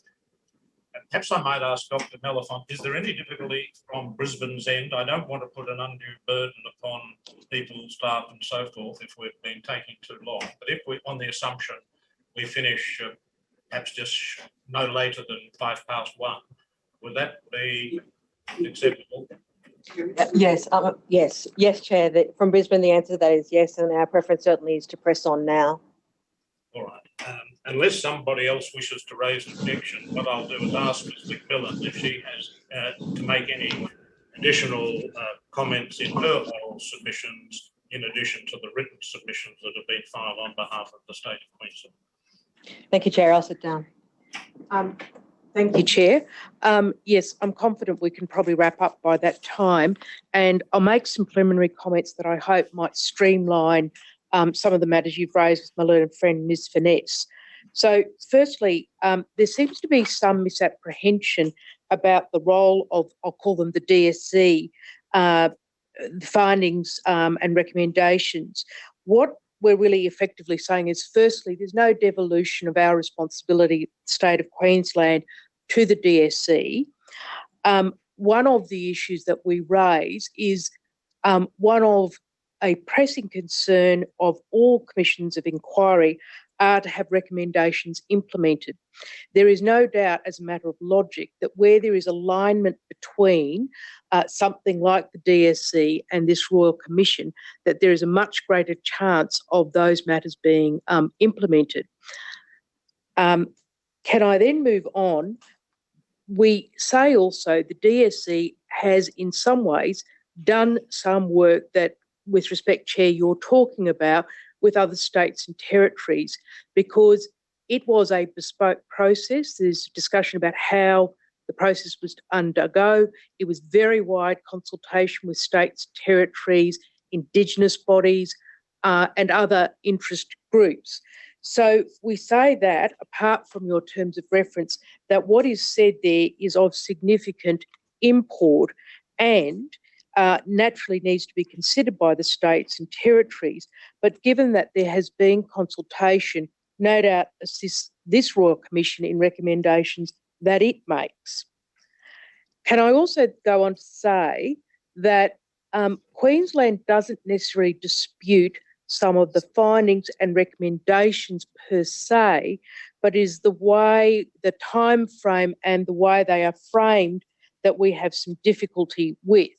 So if I can take you as briefly as I can to the issues, for instance, of bullying as just one, perhaps the submissions didn't make it clear. Our point was that the definition of bullying and harassment are not made in the submissions of counsel assisting. So whilst Queensland adopts a national definition, we're not sure whether counsel assisting is using that definition or not. And furthermore, harassment is a term that is capable of many nuanced meanings. And I can, for instance, give you one, which is the use in domestic violence legislation, where there is considerable debate at times over what that actually covers in terms of conduct. So the other aspect that we have some difficulties with is that it's, as we understand, reported incidents. What we were pointing to was that it's much more, we would think, viable for substantiated complaints, because there's no doubt that you could have vexatious complaints by whether they're students, parents, others involved in the school process. We are certainly not saying it would not be useful, I'm using a double negative there, to collect some data, but it is what you collect and how you do it. So we say we can't support the recommendation in its current form. We would need to go through exploration of policy amendments and resource investments prior to doing this statewide. There would also need to be significant consultation with stakeholders, and we, for instance, looking at parents, advocates, staff, and by that unions, for instance, as to how that might be implemented. Would you mind if I just interrupted for a moment there? No, I have a feeling you'll do it anyway, Chair, but that's fine. Very good. In that case, I'll take that as permission to go ahead. Yes. You've criticised, perhaps with justification, the absence of a definition, and you said you're responding to the particular submission that is made by counsel assisting. That I understand. Yes. But from my perspective, I can't speak on behalf of other commissioners, what I would have hoped actually would be the Queensland would say, we don't think that this was a very well put submission, but we accept completely that bullying is a major problem. We need to address it. This is what we're doing, and this is how we propose to assist the Royal Commission to solve the problem. There does seem to be, if I may say so, a somewhat negative approach in taking the council assisting submissions as a kind of target to pierce with barbed arrows. Well, I don't necessarily want to debate that, Chair. I'll say this, that the tone of the submissions in some ways pointed towards Queensland and New South Wales are rather negative in their tone, shall I say. And furthermore, we had limited time to be able to respond to these issues, so that we've come back with highlighting some of the issues that we see with the proposed findings and recommendations at this stage. So, for instance, it may well have unintended consequences. So, for instance, a child who displays challenging behaviour, as we've mentioned there, may be a complainant but also a respondent in a different complaint. So there needs to be some real thought around this, that there's not particular stigmatising of children with disability who display challenging behaviours. So it's not that we don't consider there is no problem with bullying, it's a way to constructively address that. Now, if the Commission wants to engage with Queensland on that, of course, we would come back with some constructive wording, but we're really responding to what has been put out to us and meeting it as best we can. Yeah, well, let me help you be constructive. What I suggest that you might do is address the question of whether Queensland accepts the pulling as a problem in the state for children with disability, and tell us what Queensland's view of that is. And if Queensland could also address whether it accepts that the collection of data on bullying is desirable, and if so, what approach it suggests should be taken to the collection of data, particularly having regard to data that is already collected in one form or another. The latter comment being a reference to what Councillor Sisting said in her submission. Yes, I will need to take that on advice, because I can't assist you at the moment with how the data appears. I'm not asking you to assist at the moment. I'm assuming you'll take that on notice.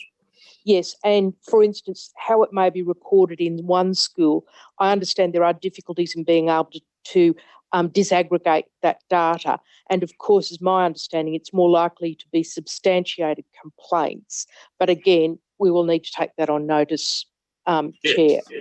Can I also say that following the review of education of students with a disability, the Department of Education conducted an 18-month review. So this was a review of the Deloitte review, if I can put it that way, of all student discipline procedures during 2018-19. New procedures were released in January 2020. This was a major review, far more comprehensive and deep than is typical of a standard 3-year cycle. So and as you could imagine, it required a change of management process, intense professional support resources, training, ongoing consultation. If we can add to that, of course, the additional requirements under our reasonably new Human Rights Act.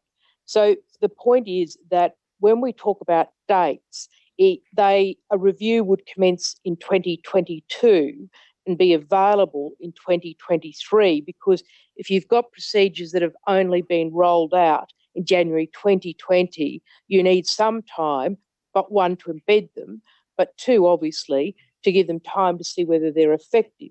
So that's how we explain the date. It's not a delay, it is part of a process of rolling things out. In terms of adjustments, again, the Queensland does not oppose in principle the recommendations made in terms of adjustments. But again, Queensland was already working I'll withdraw that, is supportive of the spirit of the recommendation and works already underway pursuant to the 2017 Disability Review by Deloitte. And I particularly, and we can give this in writing, some of the recommendations of Deloitte that we are implementing. Now, exclusive... So again, if I may ask, yes. I think we're familiar with the Deloitte recommendations, which were in evidence and were the subject of some discussion.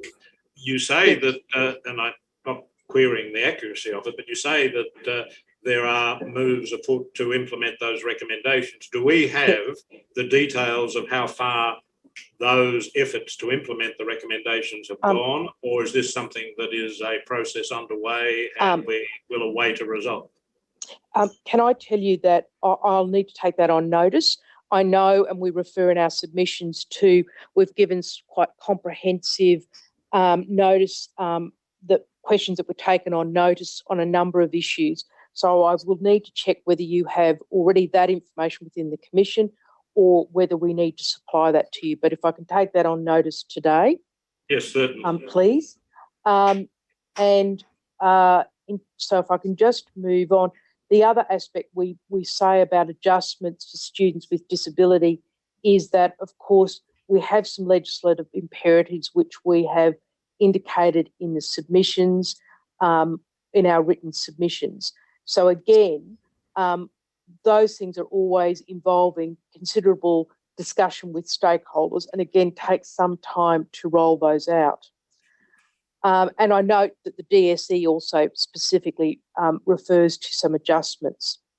Now, exclusionary discipline again, the department supports the spirit of the recommendation and would consider that in the next cycle of their review due to commence in 2022.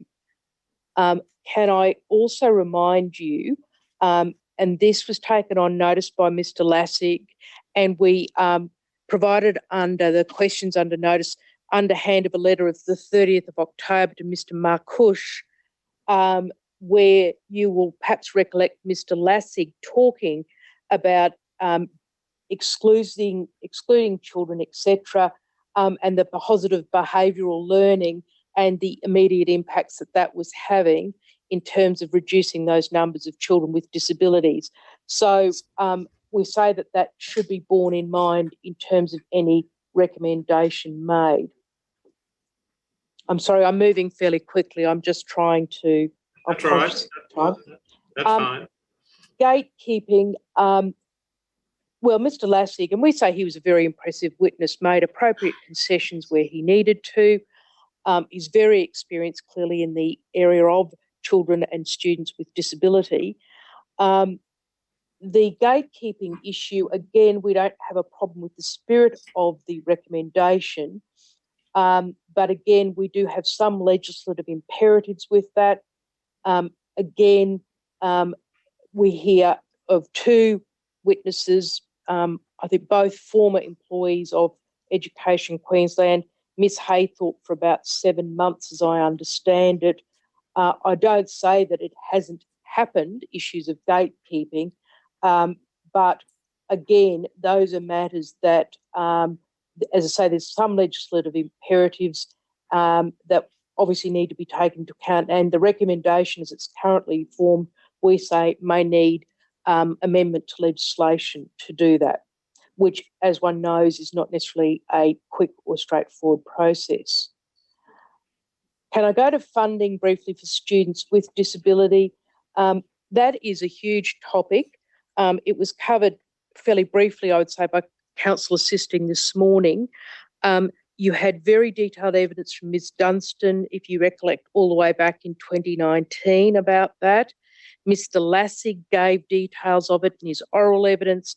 He also took it, questions on notice, and that was again produced by Queensland to the Commission, outlining the different model of funding that exists. So again, I refer to those for you to look at, but it's certainly the case that Mr. Lassig said at page 432 of the transcript of the 16th of October, this was a question by you, Chair, line 19. I understand that, and I guess what's happening as part of the nationally consistent collection of data is that all students, regardless of whether they have a disability within EAP, that's all put to the side, and it's about what are the frequency of adjustments for those students that are being provided. So it's clearly something that is moving along in terms of funding for students, and we support the spirit of the recommendation again, but with an extended time frame. It would have to be 3 to 4 years for the reasons that I've already outlined. To the I Commission. think actually in your submission you say 2 years, so that seems to have blown out. Well, I think maybe that I may have this mixed up. That would probably be the time within which it would be reported rather than a process of review, if I can put it that way. I think the other thing that perhaps should be borne in mind, that not all adjustments require funding, of course, and so that when we look at the term, we need to look at it also in the broadest possible way.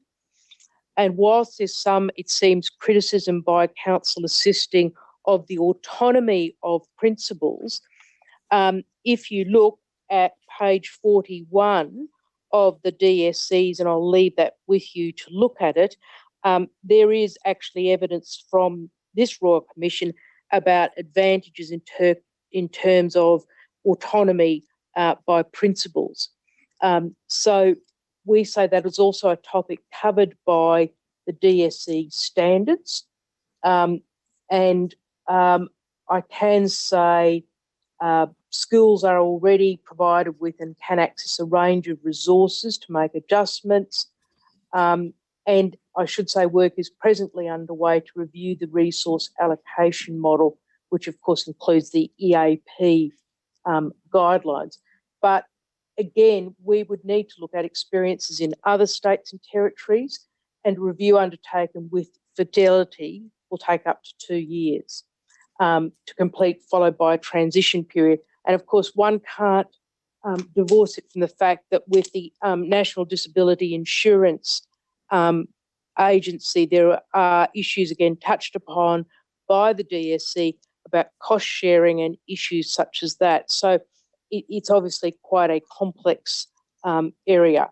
But there is no doubt that principals do and can seek additional funding even if students and children don't fall within the categories as outlined with an EAP. So again, we don't have problems where that recommendation is heading, if I can put it that way. Restrictive practices. Queensland's only published its first restrictive practices policy in January 2020. So again, that would be considered as part of a revision of policy in 2022.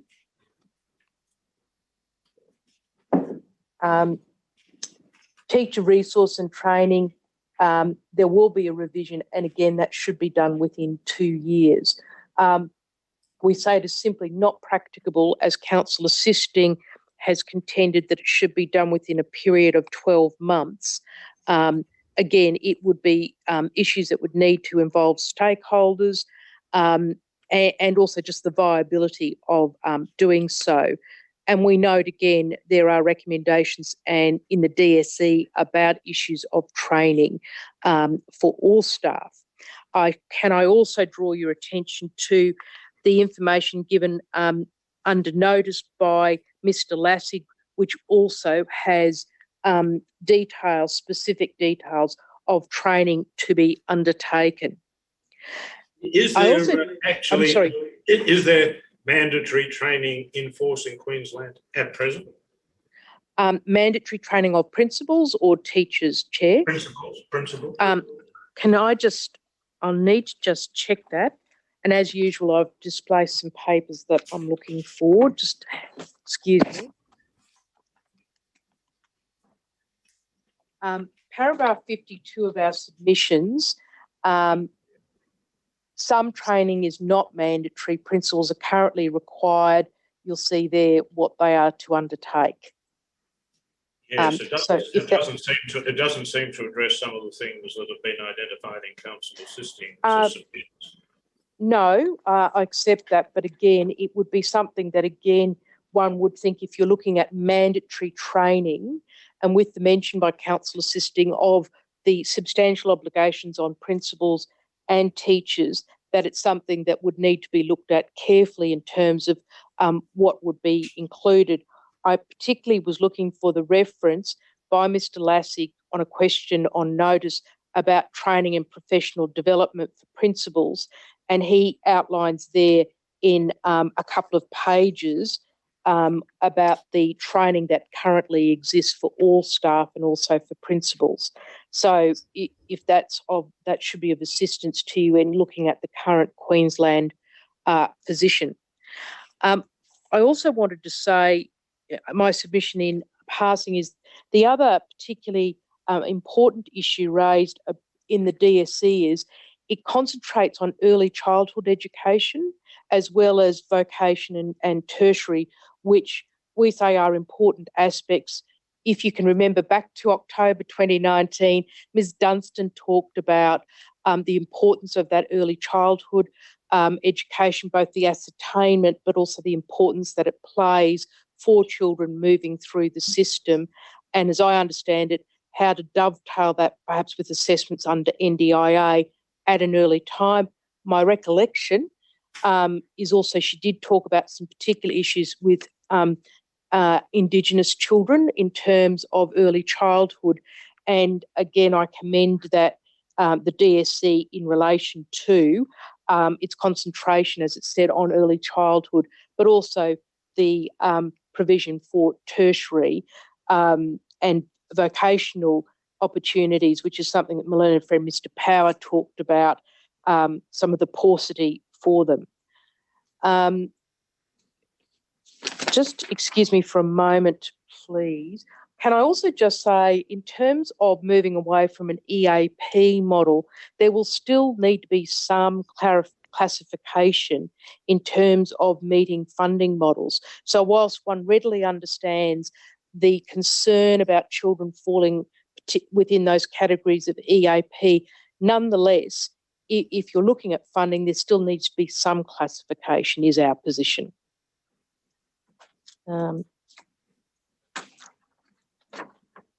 I don't think there's anything.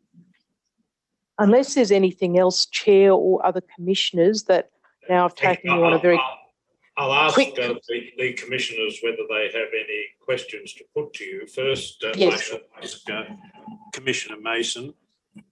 Sure. Yes, thank you, Chair. I had the same three questions for Queensland. I can, if it may help, provide those questions through to Dr. Malafont, who can provide them through to Queensland. That might be helpful. My memory's not that good to go back about 10 or 15 minutes, I'm afraid, but yes, certainly. Of course. Thank you. Commissioner Gelblue, do you have any questions? I'm very interested in the tracking of the 2017 Deloitte Review recommendations. Yes. And especially, well, all of them really. And I guess yes. I wanted to say from the outset how terrific it is that Queensland commissioned that and has that policy. I just wanted to acknowledge that. Thank you. My clients will be very pleased to hear that. I'm very interested in gatekeeping and the tracking, and not in addition to what's been mentioned in the report, also enrolment, gatekeeping around enrolment specifically. So I'd love to get any tracking of where students have been excluded and where they've been recommended to go as well. That would be very good. I'd like to understand more about positive behaviour learning and the rollout of that. Yes. Across the state too. Yes, Mr. Lassig, as I said, in those questions on notice, went into some detail about the positive behavioural learnings. Yes. But certainly we can add to that, I'm sure. It's more the rollout of it being available, and part of the training question too, that it's also training in those sorts of matters. And then my final question is again about complaints handling and appealing and independent, whether there's plans in Queensland to set up an independent panel that's independent of the education. So, and whether there's also any suggestion of support for parents, both in getting their children into school and into supporting them to stay at school in issues of conflict with the school. Yes. Can I say you'll find some answer to that at page 3 and over in Mr. Lassig's answers to questions on notice. And you'll notice, for instance, things like the Autism Hub, etc., but also embedding with it the issues about student in being involved in decisions made, and also the DSC, as you will see, spends quite some time addressing issues of complaints and also voices of students in that. Yes. My question's more about the suggestion that came through the hearing about an independent panel, so that it's independent of the department. But and the positive behaviours question is really about all schools having that training, not to have to default to the Autism Hub.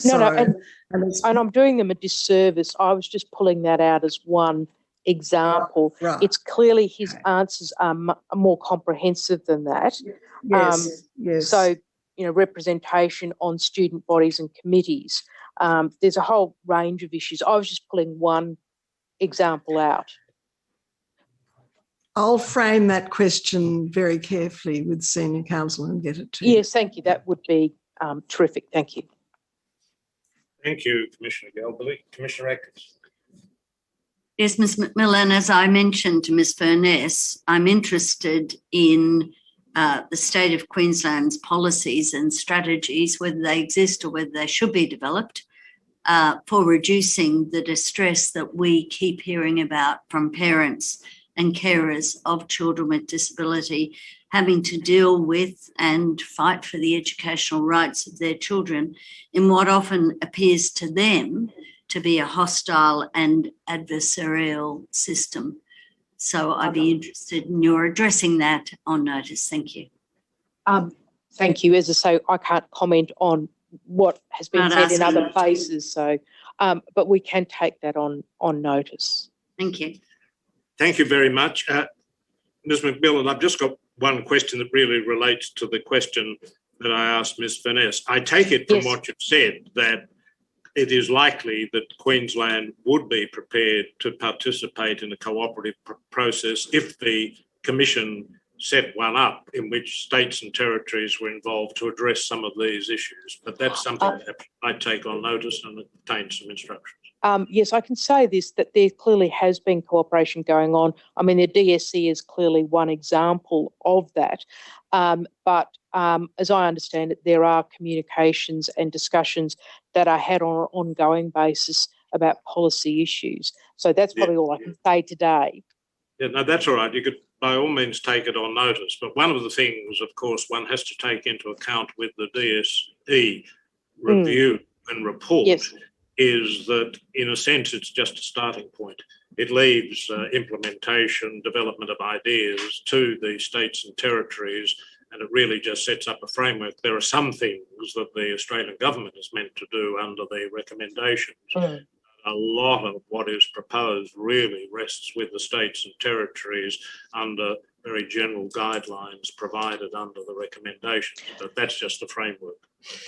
Yeah, I understand that. Can I also say that because obviously the states and territories still need to respond to the DSC, that's part of the reason why the time limits sought by council assisting for implementations we have just said are not realistic. Just can't be done in the time. So yes, absolutely in terms of cooperative work, but we do have difficulties with time limits, etc., which, as we say, only appeared in council assisting submissions. Yes, thank you very much. Unless I can assist you. Thank you. Thank you, Ms McMillan. Dr Meliphant, I take it there's nothing more for us to do today? No, I'll liaise with Ms McMillan and Ms Furness in terms of how much time they'll need. They obviously will need to get instructions about how much time they will need.